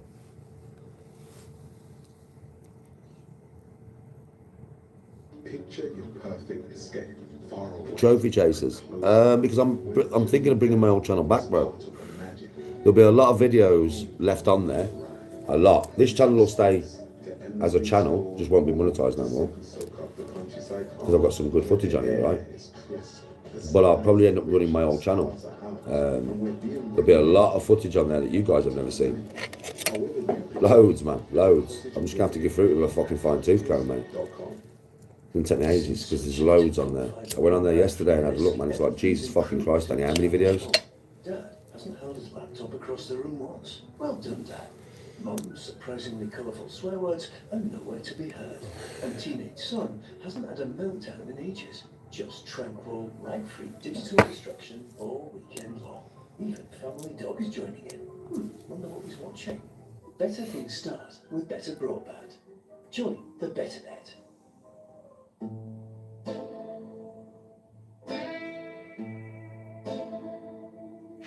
My fridge is always full, bro. Because we eat good here, bro. You know what I mean? We eat home cooked meals. So you need stuff to eat home cooked meals, right? We do eat takeaways and stuff occasionally, but we mainly eat home cooked meals, man. Tonight we're having sausages, beans, and cheese and potato pie. It's just how we eat. I had home cooked burgers yesterday, big fat ones. I'm gonna do a Met one shortly, yeah, with an egg on it. So I'm gonna have like a burger and egg bap. We just eat home cooked stuff, really, most of the time, because we prefer it. Tastes better. It's better for you. I've got to train Tony in a bit. That's what I'm doing this afternoon, training the wifey. Always fun when I get to train the wifey.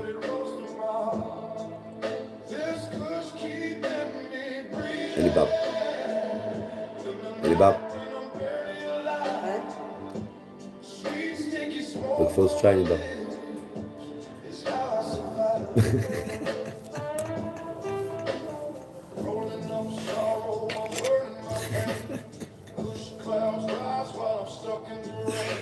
Oh, that was a funny look she just gave me then. It was like, yeah, but no, but yeah, but no, but yeah, but no. Bub, you gotta get it done. Oh no,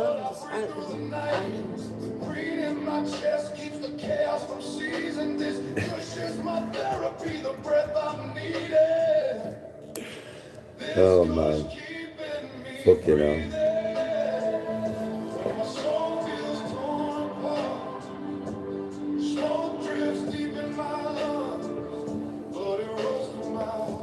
There was something off at the party. There was nothing off at the party, mate. There was something off at the party that we went to the other night. Oh. Yes, something off. I don't fucking know. There's nothing off at the party I went to the other night, mate. It was a good party. It was a decent party, to be fair.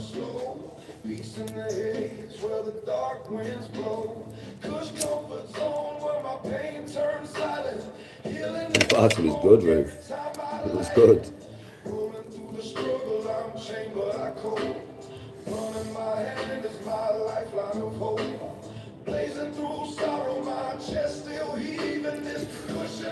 Nice chilled karaoke night.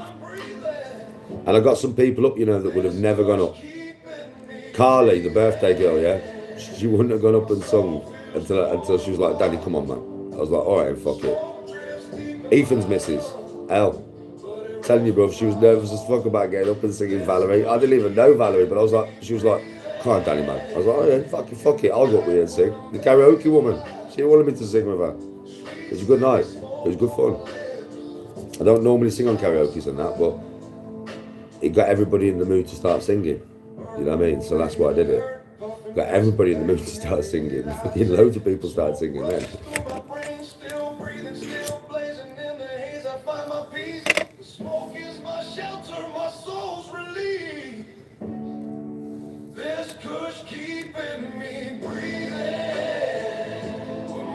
I'm not too bad, Sue. I mean, like, yeah, I worked hard, like.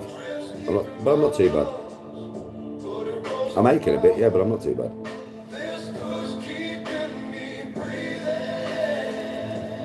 But yeah, I did some serious reppage, mate. Didn't I?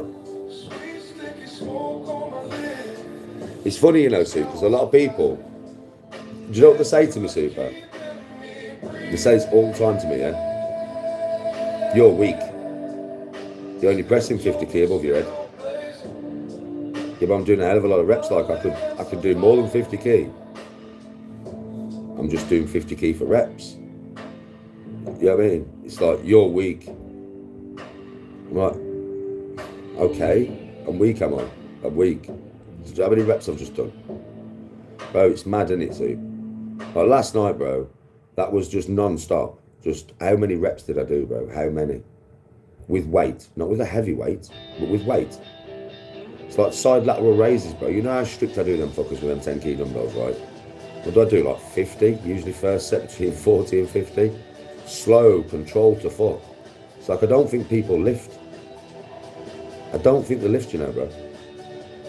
I don't think most people who watch me, who give me all this, don't lift. Because if they did lift, they would know. It's not really about the weight Danny's doing. It's the amount of fucking reps and sets that the man does. Every day, relentlessly. Like, I'm not a power lifter. Not really interested in being a power lifter, innit? I'm not built like that. I used to be when I was younger. But I've changed my whole physique. I've changed my whole metabolism, bro. I'm way more athletically built now than I've ever been built. But I like that. It's good for my golf, isn't it? So yeah, I am trying to get stronger than what I currently am. But I don't need to be lifting.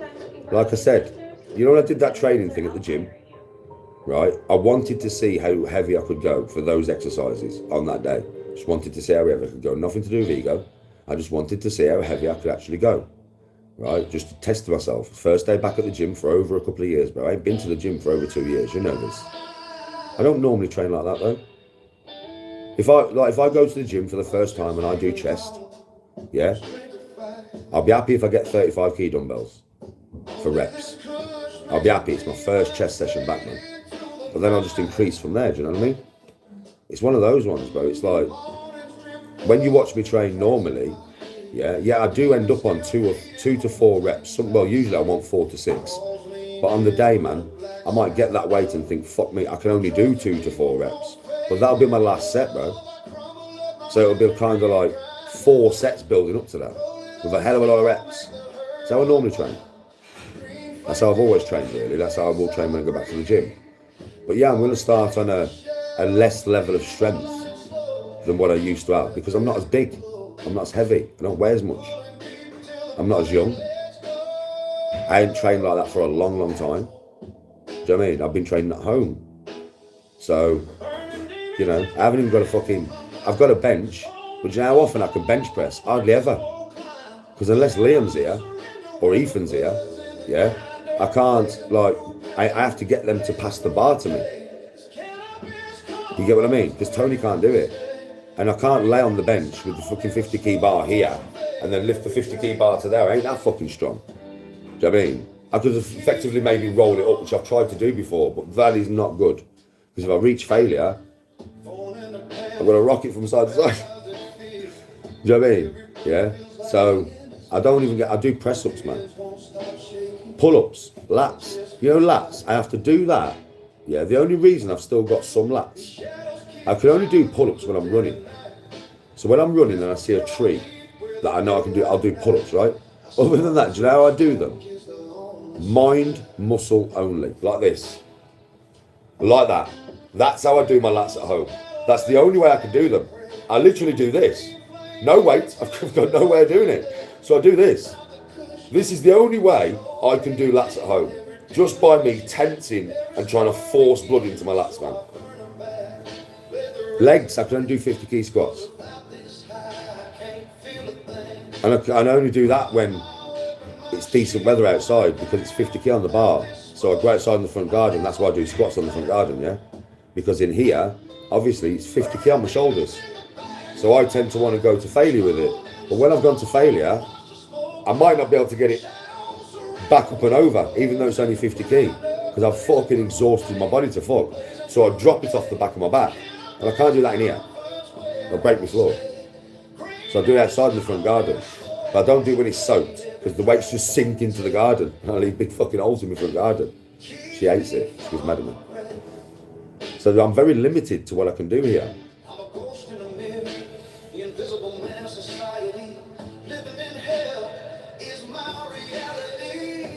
No, listen, sit-ups are good, bro. Sit-ups are good, but not to be mistaken with loads of other core exercises as well. Do you know what I mean? Like, you can for your stomach. And this is best to do on a cable machine. Do you know what you do triceps on? Or a cable flies, yeah? Get on your knees, right? Put some weight on. Use the rope, right? So that your hands lock in on the bottom bits.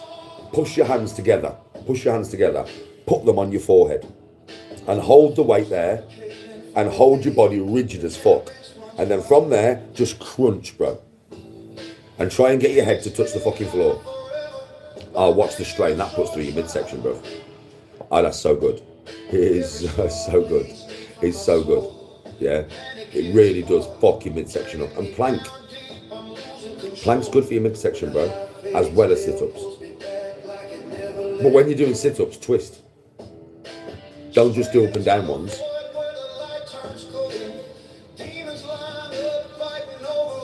Oh, bro, it is hell, but it's good. It's good for your midsection.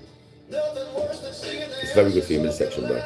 It is hell, but it's a good hell, you know.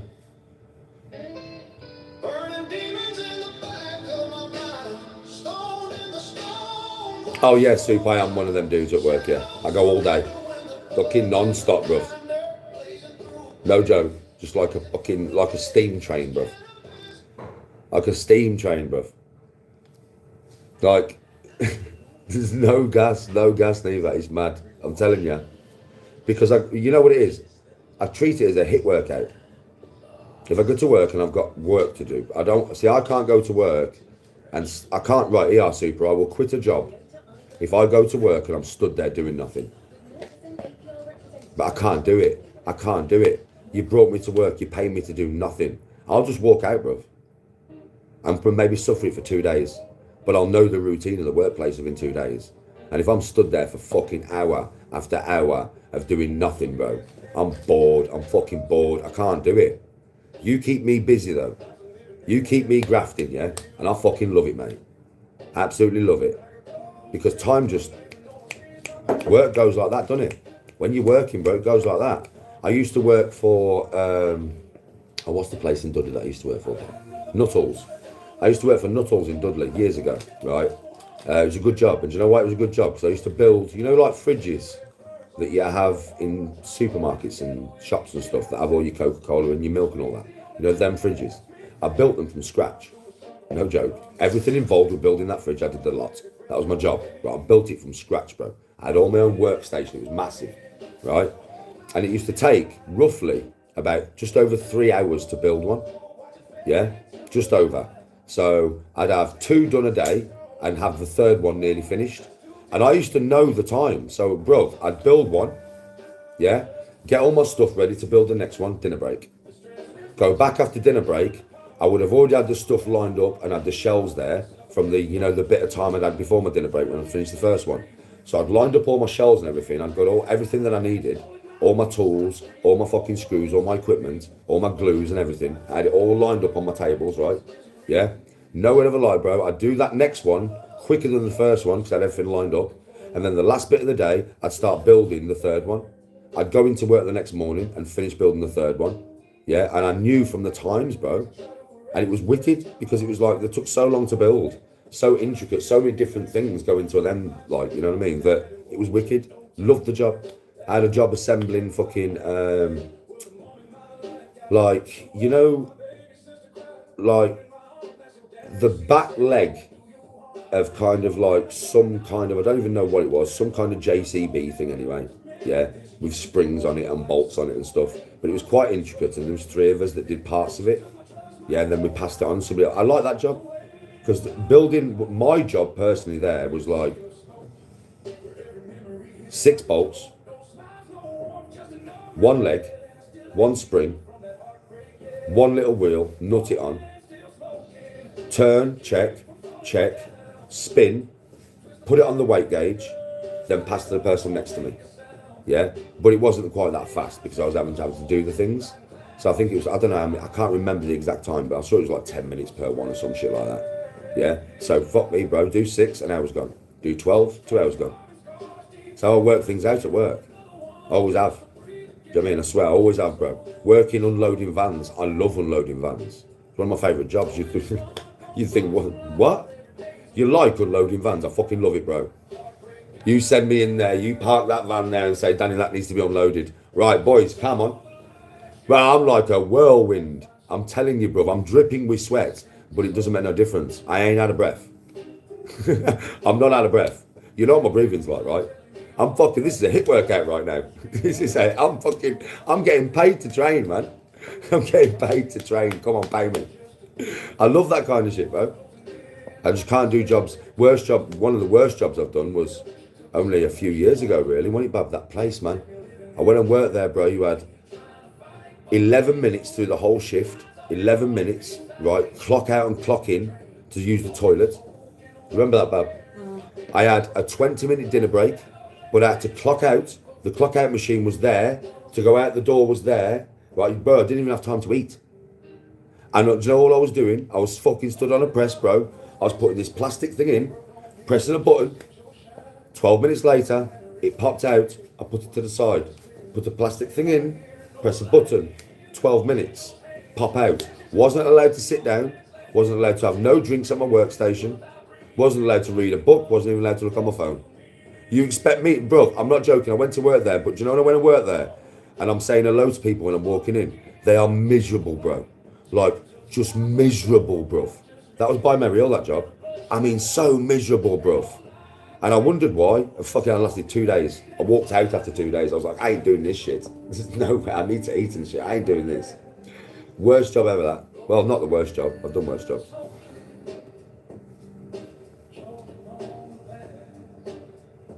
Yeah, super. Well, when I was, you know, when I was doing groundworks, well, doing people's back gardens and stuff for my son, myself, I love that, bro.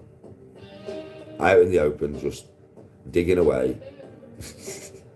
Loved it. Building patios, fucking loved it. Good fun, loved it. Scaffolding, kind of enjoyed scaffolding, to be fair. Removals, people's houses. I used to work for a removal firm years and years and years and years ago. When it back fucking out, like 10 years ago, that, innit? Probably something like that. I worked for a removals firm, moving houses. I fucking loved doing that, you know, bro. I enjoyed it. Because I was on a van with, like, lads. You know what I mean? So it was like, you know, the lads I worked with were lads. So we had a right laugh. You know, just driving all over the country, moving people's houses on the van. All of us just chilling together, just having the greatest laugh. Landscaping's good. Yeah, landscaping's good. Landscaping's enjoyable. Driving though, I like driving. Do you know why I used to love driving? Well, I've always drove really. Even when I was doing removals, I used to drive the Luton. You know what I mean? So, do you know why I enjoy driving? Because I tend to do long distance in it, babe. I don't really ever do. The A to Z auto parts in it, babe. Yeah. That was the only job I've ever done like that. I was so surprised. Would you make me another one, please, babe? I was so surprised when I went into A to Z auto parts because it's an auto parts delivery firm. So I thought that I would go in, me being me, I'd never worked for an auto parts company before. So I thought I would go in, they'd load my van with bare drops, yeah? And I'd go out and I'd have an area of that day to deliver to loads of garages. That's how I thought it would work. So I don't know, I might have Luton, I could have I thought I'd be out of the area. Nah. I used to have 6 drops on my van. I used to have like an hour to deliver them within like 5 miles of the yard. Yeah, furthest place I went was 10 mile. Furthest place I ever went was 10 mile from the yard. Yeah, that's the furthest I went. And then I'd come back, get another 6 drops, deliver them, come back, get another 6 drops. Because obviously people was ordering parts all day, you know, through the phone lines in the office. And they guaranteed them to be delivered in a certain time because garages need MOT parts and stuff on the spot kind of thing. That's the only time I've ever done a job like that. All my jobs have always been long distance, bro. Really. Like, closest I've ever really worked is like dropping to Derby and stuff every day. That's the closest, apart from that job. Most of the time I'm fucking Liverpool, Manchester, Newcastle, East Anglia, Norfolk, Kent, London, you know what I mean? Wales. I've done so many jobs delivering all these areas. Never, the only one I've really done close range was that one. I mean, even when I worked for Robbins and Day, because I've worked for another car parts company, Robbins and Day, yeah, in Erdington, right? But when I worked for Robbins and Day, I was their long distance driver kind of thing. So I was going, that's when I said like to Derby and stuff. Do you know what I mean? So I was actually going out the area. Sometimes I have some close drops, but sometimes I'll be going quite far. A to Z though, bro, 5 mile radius. And like I said, occasionally I'd go furthest would be 10 mile, Wolverhampton, from Smethwick. It's the furthest I ever went.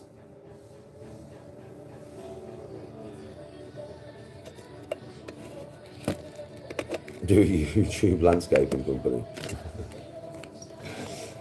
If Fucking hell, that'd be funny, wouldn't it?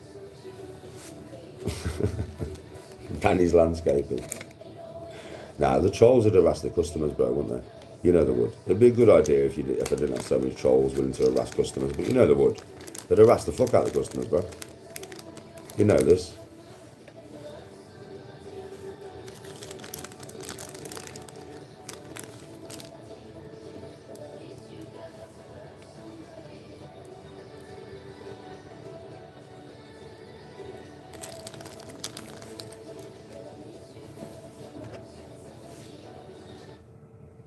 What the fuck that was then? I was doing maybe that was.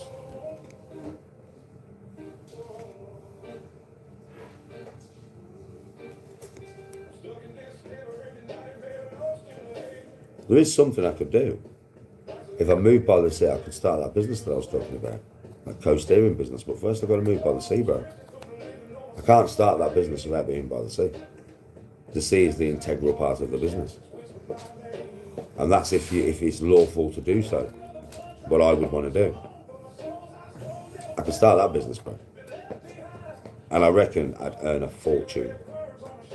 Because imagine, you come on holiday to Cornwall, bro, and you get to come and spend a couple of days with me just doing the craziest of shit. Not even that expensive neither. I would definitely make it value for money. You know I would. It wouldn't be like nobody else could do this shit like I could do it, bro. You know that. 'Cause I'm off my fucking head. I would make it safe, so you could, well, I mean, that's the thing, isn't it? Anything could happen, but nothing would. Do you know what I mean? I always said, like, I probably met people sign a waiver, you know, because you have to do that at Adrenaline Quarry. When you go to Adrenaline Quarry in Cornwall, right, where, you know, where the death swing is and that's something you'll get to see on my channel, Adrenaline Quarry and that, yeah? Well, when you go there, you've got to sign a waiver. If anything happens to you, it's not their fault. You took it on your own responsibility. That's why I came up with that idea, because I know that at Adrenaline Quarry, you have to sign a waiver. But nothing would happen. I would always look after you. You could be in the roughest sea with me. You'd always have a life vest on anyway. And if you got into any trouble, I'd be in there in seconds and have you out. Literally. So, it's a good idea.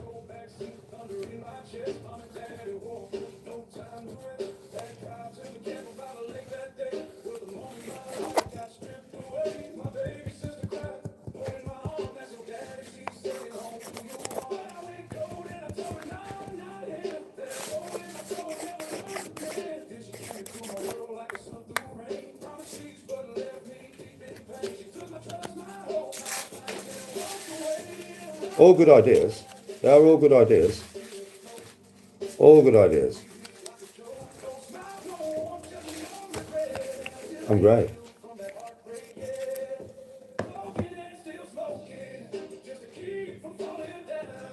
Cannon Bowl, get back. Instead of doing all this with people abroad. Don't know what that means.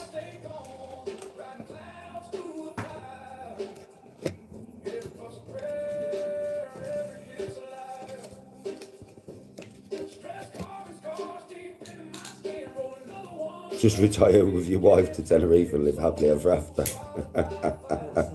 Oh, Tony said, hey, Bab, look at me while I say this to you. I want to say, right, keep your face straight, right, until I talk to you. Right, I want to see what happens to your face. Right, imagine, babe,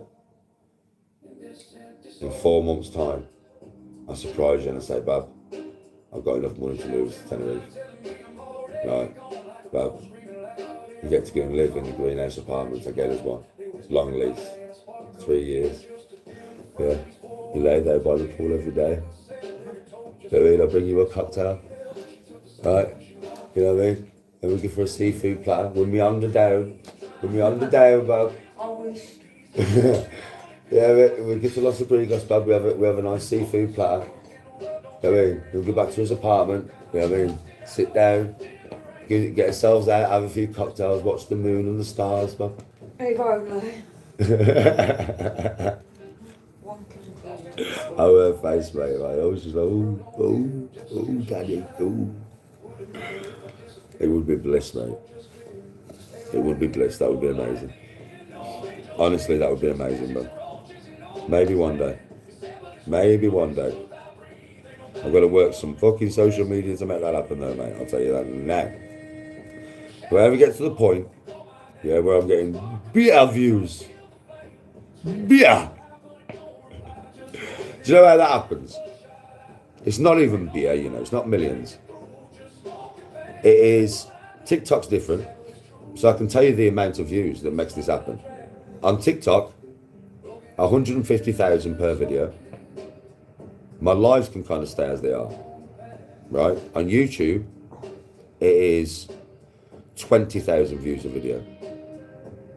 So 20,000 views a video on YouTube, 150,000 views a video on TikTok, and my lives just stay as they are. Maybe more people watching my lives, you know what I mean? More views, right? That there would make that happen. That's the numbers that I would need to be hitting. It's quite a big increase, you know what I'm saying? Like if you look on my TikTok, I would say I average now, because I get more views now, 20,000 average. If you took my last 10 videos, it'd probably average out as 20,000, maybe a little bit more. Quite far off there. And I'd say on YouTube, I mean, my videos, fuck me, they average like 1,000 views, don't they? My lives average what, 3,000? So, you see what I mean? There's a long way to go there, my friends.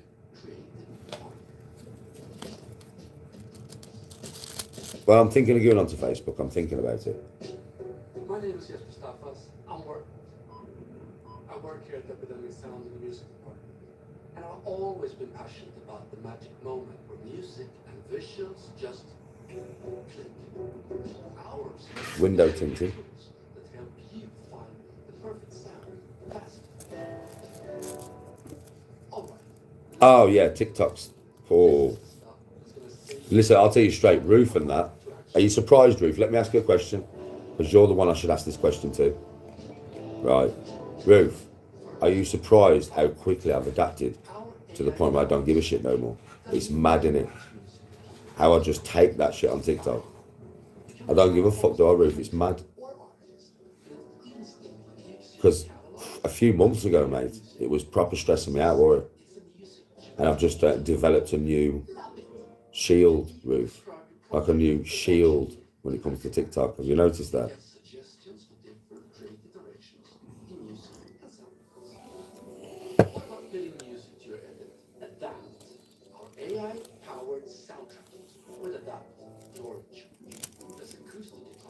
Oh yeah, G-Man, like, I do need to have some time off, to be fair. Like, where I just, you know, do my own thing.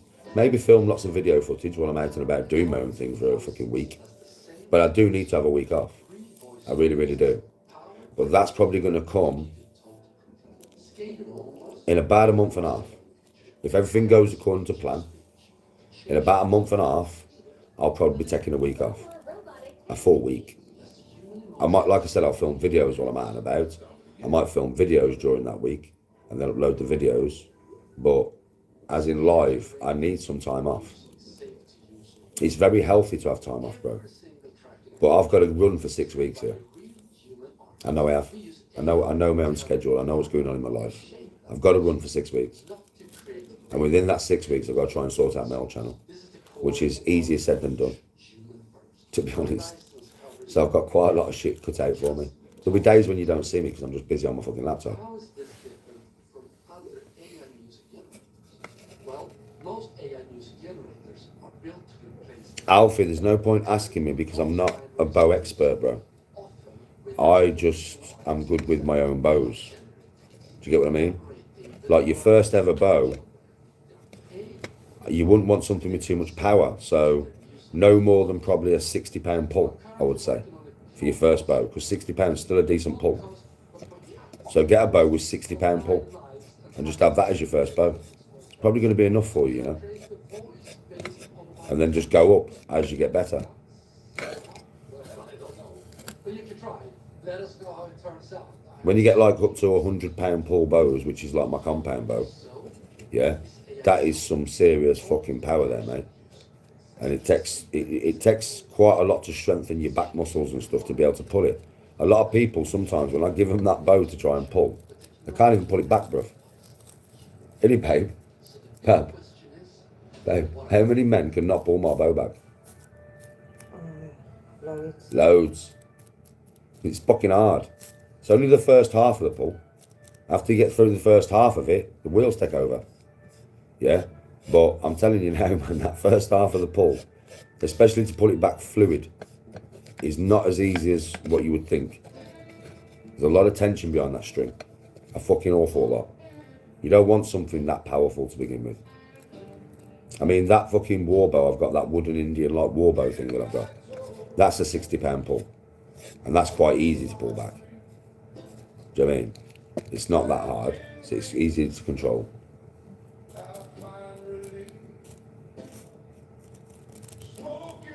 If you get something too powerful, it's just going to be too much for you. You won't be able to pull the fucking thing back.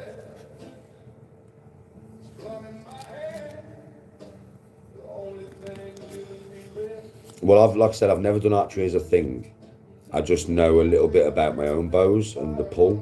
And, you know, basically it's best to build up than try and pull something you can't to begin with.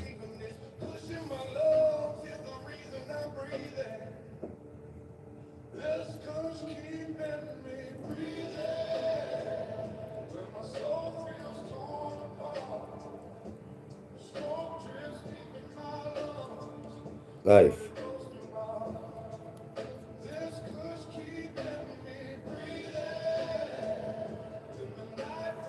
That's what my kids started with when they was younger. The first bow I bought them was £30 pull. I think I might still have it in the cupboard somewhere. That's the first bow that I bought them, a £30 pull, just for them to learn.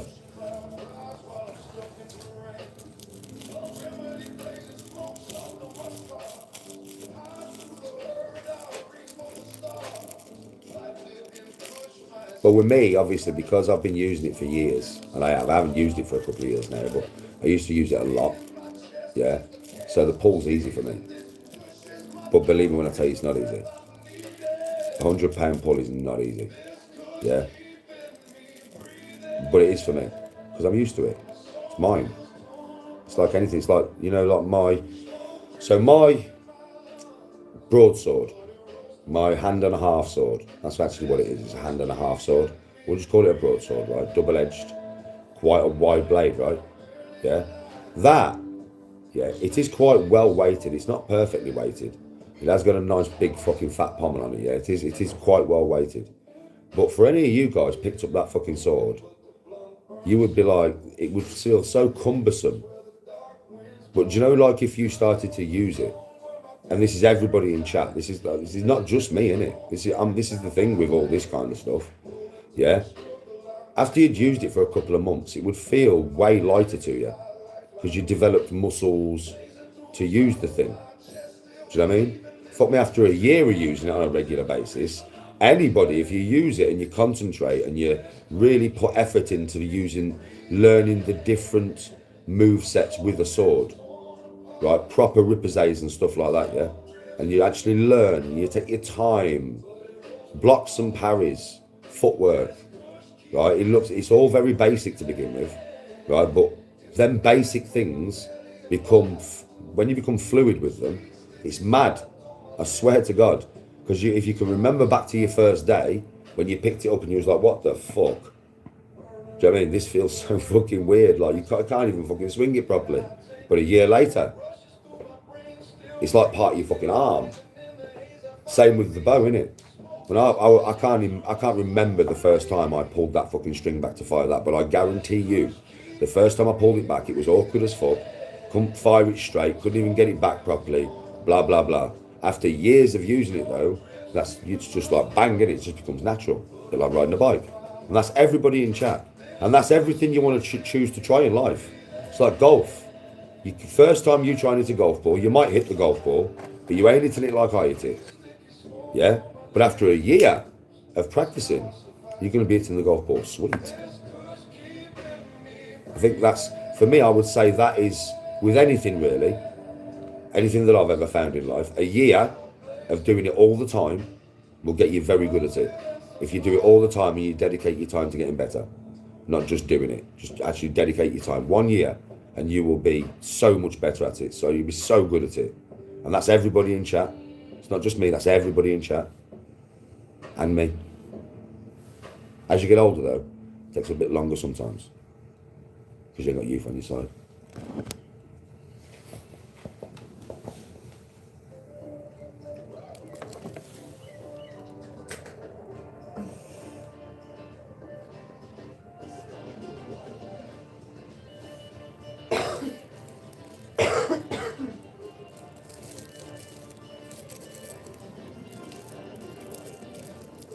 A 1,000 hours practiced.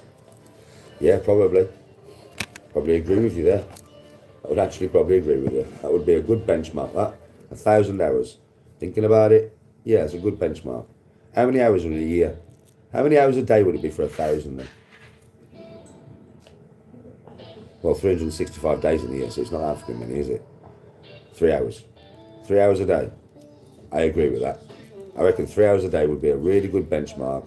Yeah, if you focus on something and train for 3 hours a day, for 365 days, yeah.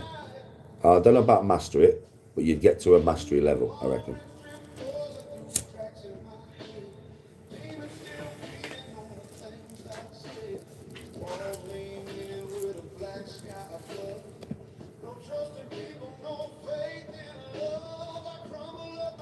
I'd say it's probably 10,000 for master, yeah.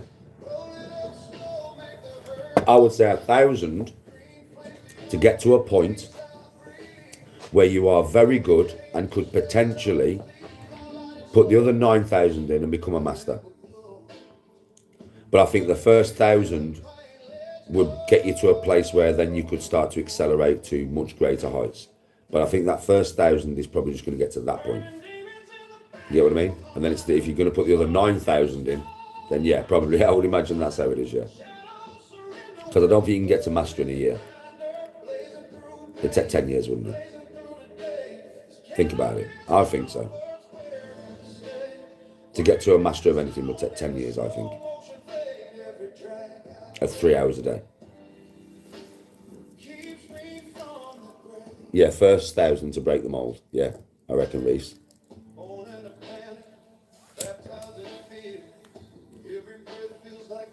Oh yeah, I've done 1,000 hours of big weight bodyboarding, bro. I've been doing it since I was 13. I've definitely done 1,000 hours while I've been with Tony, I would imagine. But I haven't done 10,000 hours.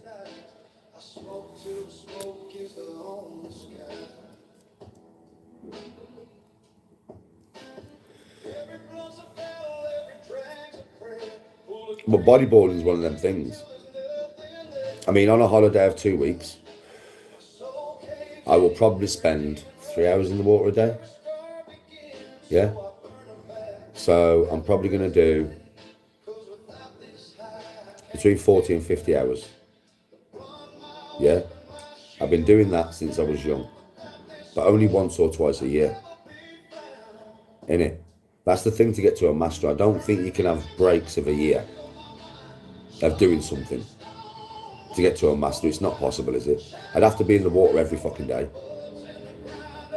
You know what I mean? So I'm just good at bodyboarding, bro. I'm a strong swimmer. I can catch big waves. I can do a few little tricks if the wave's perfect. Yeah, I'm good at catching waves, right? But it's nothing further than that, mate. I'm just quite good on a bodyboard, bro. But I haven't spent enough hours to be any greater than that, to be honest.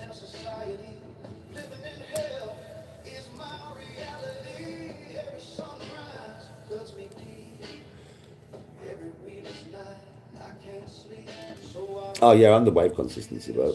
Sometimes I'm in the water trying to catch 3 foot waves because there's nothing else about it. It hasn't been for 2 days.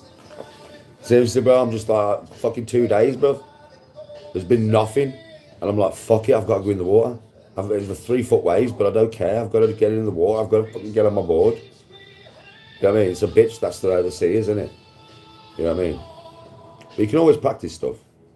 You know, just on your board, getting faster. You can always practice that kind of stuff. That's what I kind of do. If it's kind of calm, I go in on my bodyboard, bro. I just paddle out deep. And I just practice acceleration on my board and stuff.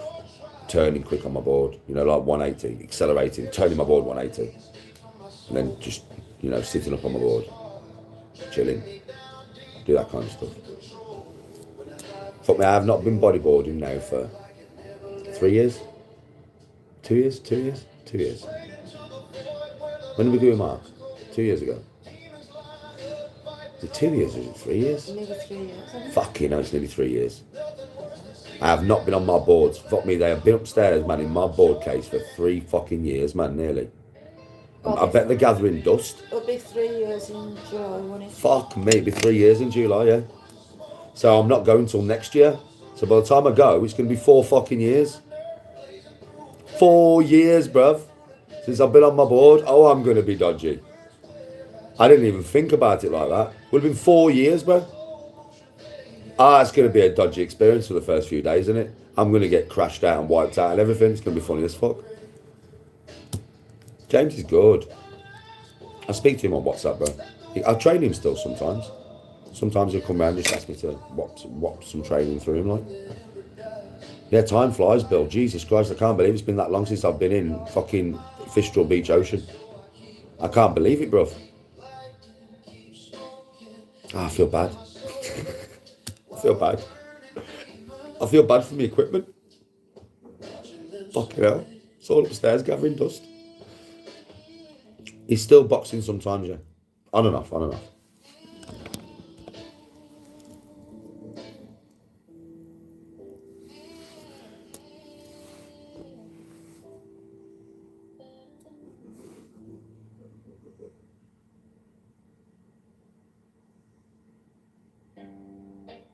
Yes, Soup. That's kind of, you on about surfing, aren't you? Or you on about bodyboarding? I think you're on about surfing, aren't you? Fuck me, it's been years since I've surfed. Years. Do you know I learned to surf? I've never tried skimboarding. I learned to surf. That's what I learned to do. My first ever board was a surfboard. I was only young, so it was only a 6 foot board, but to me it was quite a big board because I was young, yeah. I started bodyboarding because I used to go to Newquay 2-3 times a year with my dad and my mum. Well, that was where we went on holiday, yeah. That's why I love the place so much, so many memories. And I befriended loads of the young lads down there, and lads that went on holiday there every year, that were also surfers and bodyboarders, right? So it was a big group of us, really, bodyboarders and surfers. I wasn't really amazing on a surfboard or anything, but I could catch waves and ride them. Do you know what I mean? But I'd only been doing it probably about a year, you know, before I switched. Probably about a year. I'd only been surfing for probably about a year, bro. My dad was very impressed when I wanted to switch to bodyboarding. Yeah, like, so I was super brilliant on a surfboard or anything. Just learned to surf. And then I was just out in the ocean one day and one of the lads let me use their bodyboard. And I let them use my surfboard, yeah. I used that bodyboard for the day, mate, and I was hooked. That was it, I was hooked, bro. And that's why I changed.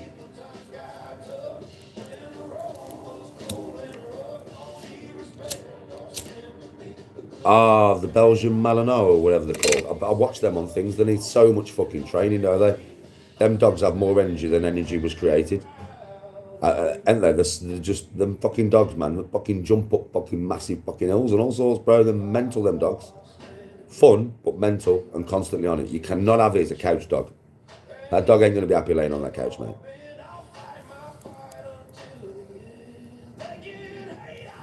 I've not tried windsurfing yet, neither. I want to, though. No, they don't. I've nearly died a couple of times. Legitimately as well. Like, I've only just got to the surface with enough air. Me and my son have literally nearly died next to each other on Morgan Porth when he was about 14. But I've had that boy bodyboarding from the age of 11. So he's as good as I am on a board, yeah? But I swear to fucking God, mate, it was Morgan Porth between 8 and 10 foot waves. Do you know what I mean, right? James has fucking paddled off. We can't find him, so we're looking. I'm not looking at the wave. Fucking hit me, bro. And all I heard was, I got hit, yeah, and just smashed. Do you know what I mean? And people know what I mean. Like, I was on my side looking at the shore, Yeah, and this wave just hit me. Ethan was just behind me. Yeah, about fucking 20 foot behind me. Yeah, it hit us both. And it slammed us hard and spun us, right?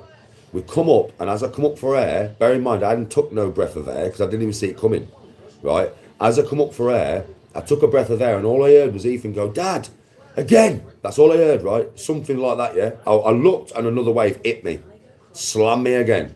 I had no air. I come up the third fucking time, and all I heard was, "Dad!" And another one hit me, 3 in a row. Do you know what I mean? Bang, bang, bang. Nearly died that day, so did he. We paddled out into the deep ocean because we was on the last waves. Yeah, so we paddled out past the last waves, sat up on his boards, and Ethan was like, "Dad, fucking I nearly just died." I went, "So did I." I was like, "So did I." Do you know what I mean? My fucking heart was in my mouth, mate. Do you know what I mean? We both nearly died together. Yeah, that's literally how powerful waves are, especially if you're not paying attention to them. I've been smashed off rocks and all sorts, man. Because at Fistral, there's different ways to get into the ocean. You can walk in off the beach, which is always the best way of doing it. But there's also rocks on the left-hand side. You can jump off the rocks and paddle around the current to get into the big waves. It's a lot easier sometimes than trying to get out from the beach on Fistral. But, there's a big but here. Yeah, you can get it off them rocks. Like, if you don't time it right. And I have once in my life not timed that right. And the swells come up and slam me straight off the fucking rocks, man. Hard as well, man. That shit hurt, man. I had bruises all over me. It's dangerous, the ocean is. It's really fucking dangerous. People do not understand. It's different when you stood in the shallows and you're jumping onto the board and you see loads of kids doing that. But that's not what I do. I'm in the deep. I have fins on that. I don't bodyboard like you see kids bodyboarding. My bodyboards aren't even like that. My bodyboards are like, one's 350, one's 500 quid. The carbon rod reinforced, double reinforced. They're expensive boards, man. That's because of what I do. Like, shitty boards will snap. You get a big wave, anybody who bodyboards knows they'll snap. My boards will never snap, ever. They've got fucking carbon rods in them to stop them from snapping.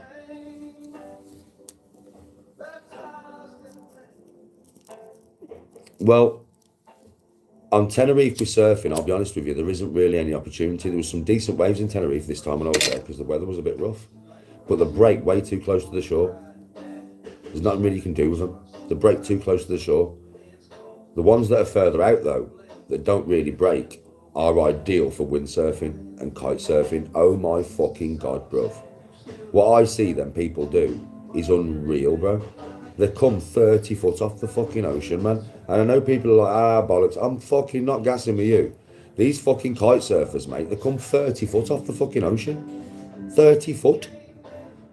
At least 30 foot. I can see it from the shore. I'm like, what the fuck's he doing? I'm telling you, when the wind is up in Tenerife, that looks exciting as fuck. You got windsurfers out there just doing speeds like speedboats, bro. They look like speedboats going across the water. It looks nuts. I've never done it. It looks so much fun, but I would imagine that it's not really something you can learn on a holiday. Do you get what I mean? You'd have to be there all the time, like. If I ever lived by the sea, then it would be something I would definitely learn. Like, if I'd lived in Tenerife, I'd learn to windsurf. 100%, I'd learn myself, right? Like I've done everything, I'd just learn myself, but it would take time. And that time on holiday, I could be in the ocean every day learning, yeah, I could, but I'm with my fucking family and my missus and all that. I want to go on trips and fucking meals and all that, do you know what I mean? So, out in the daytime, sunbathing with Tony, chilling with her on the beach, laying with her, stuff like that, do you know what I mean? So I'd have to live there. But some of these guys who are windsurfers and kite surfers there are amazing. They're truly amazing. They must have been doing that shit all their life. Fuerteventura, the best island for water sports, is it? It's windy as fuck there, isn't it? That's why. Oh, it's definitely popular in El Medano. Very popular. You know it is. I think that's where it happens, isn't it? Right there, where Red Mountain is.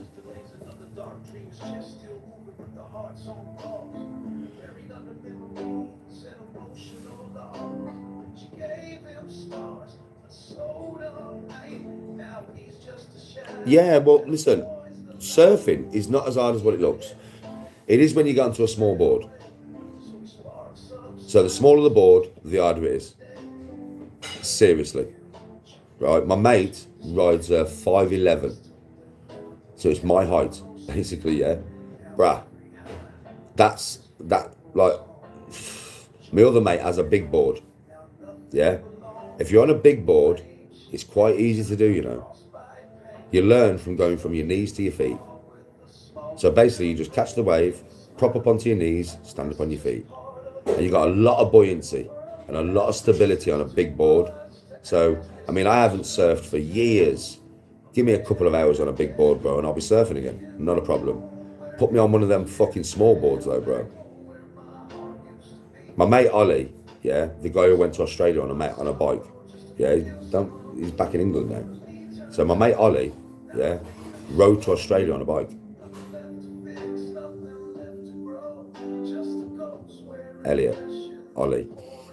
That's another mate there. That's another surfing mate. Elliot, not Ollie. That's a different geezer. Right. Elliot, yeah. Elliot rode to Australia on a bike. And he's one of my surfing mates in Newquay. Well, he's one of my mates, full stop. Right? And he rides a small board, bro. It's a fat board, though. But I couldn't ride that thing.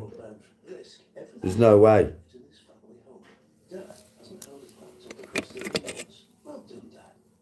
Surprisingly colourful swear words and nowhere to be heard. And teenage son hasn't had a meltdown in ages. Just tranquil, life-free self-destruction all weekend long. Even family text joke. He rode to Australia, bro. It's on TikTok. Better things start with better broadband. Join the No joke.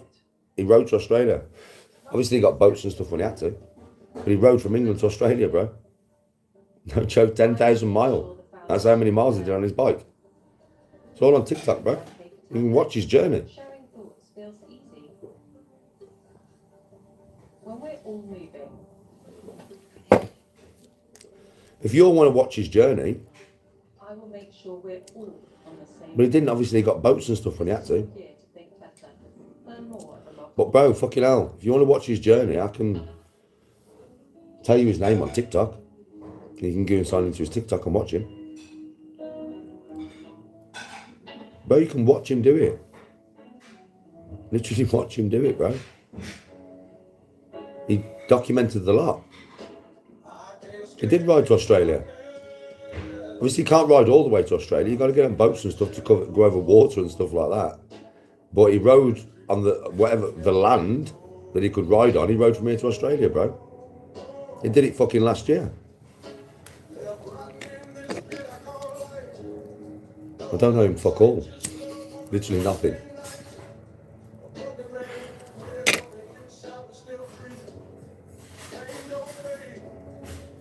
It's not easy, bro. It's not easy, bro. To get on a fucking bike and ride from here to Australia. It's not easy, bro. It was a hell of a journey. A hell of a journey. Took him fucking... How long did it actually take him in the end? I don't know how long it actually took him in the end. Do you know how long it took? You got him on your TikTok? Yeah. Ellie? Elliot? Elliot.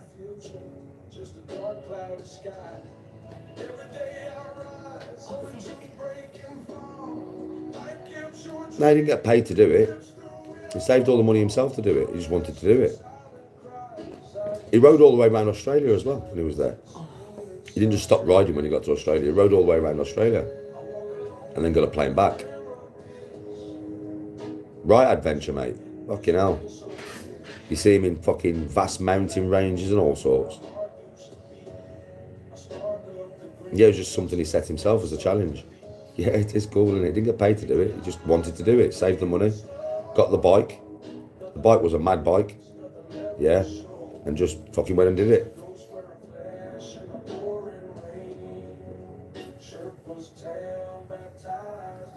Nuts, bro. What an adventure. Something probably none of us on this chat will ever do in our lives, isn't it? That's what you call a fucking adventure, mate. Just a mental journey, that. But like 9,000 summit miles, bro. I think 9,000 and something.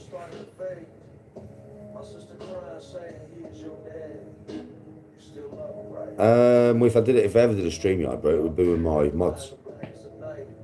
Literally, it'd be with my mods, bro. Because they're the ones that would, you know, get the time. But listen, they do a fabulous job on my channel. I'm going to try and find it now. Tony's trying to find it because I'm on my phone, so if I go on my TikTok, I'll have to come off my YouTube. So Tony's trying to find it.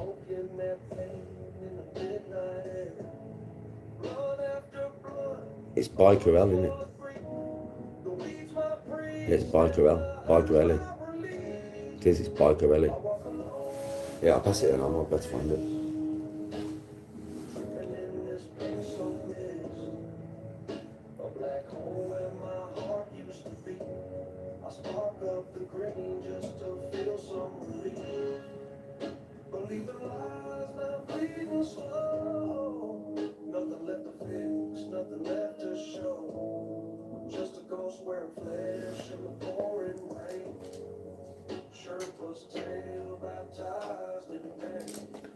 Where is it?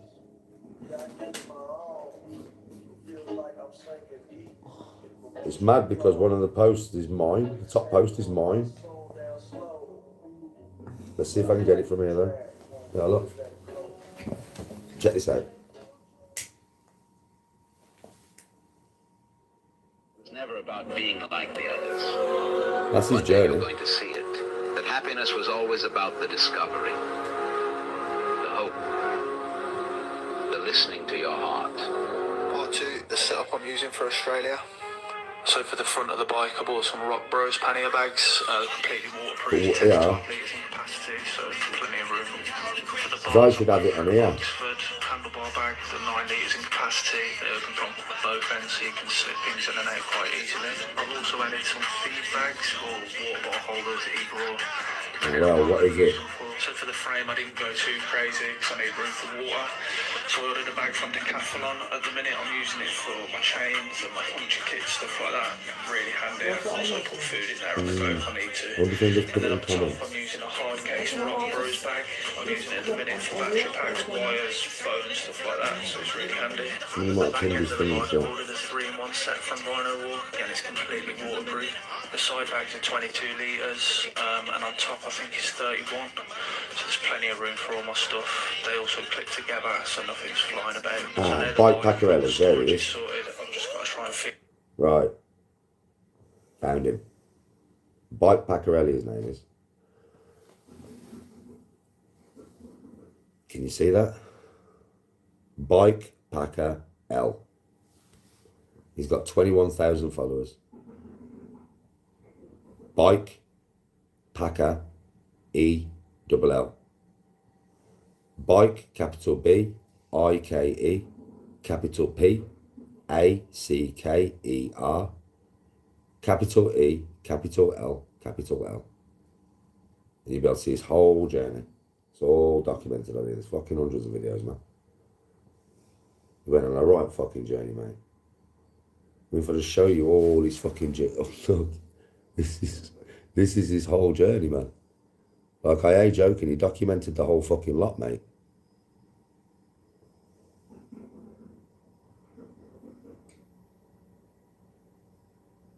He documented the fucking lot, mush. This is his whole journey. See how many videos? Fucking shitloads, bro. This is all the different places he was in. See what I mean? Bear, bro. Fucking bear, bro. His whole journey. That's where it starts there. So there's a lot. There's all of this. And this is all of his journey. And there's a lot to watch, mate. See what I mean? Fucking loads. And that's just all of, that's his journey. You get to see it all documented. It's in legend, mate. Legend. Bear. Lots.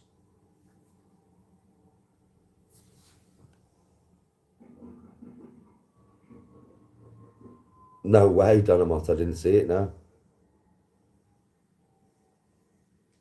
Yeah, Bruce put it in chat for you, look. I'm good, Dave, how are you? Oh, yeah, journey and a half, bro. That's one of my mates from Newquay, that is. He surfs high bodyboard, but we do it together out back, like. You know what I mean? Legend, Elliot is, mate. Legend, good lad. Nice lad. Really, really nice person. Right then, everybody, I'm off. I've got shit to do. I'll catch you all later. Much love and respect. Have a really good day. Stay blessed and stay happy, man. Peace. Thanks for watching. I'll have to have a look at it. Done.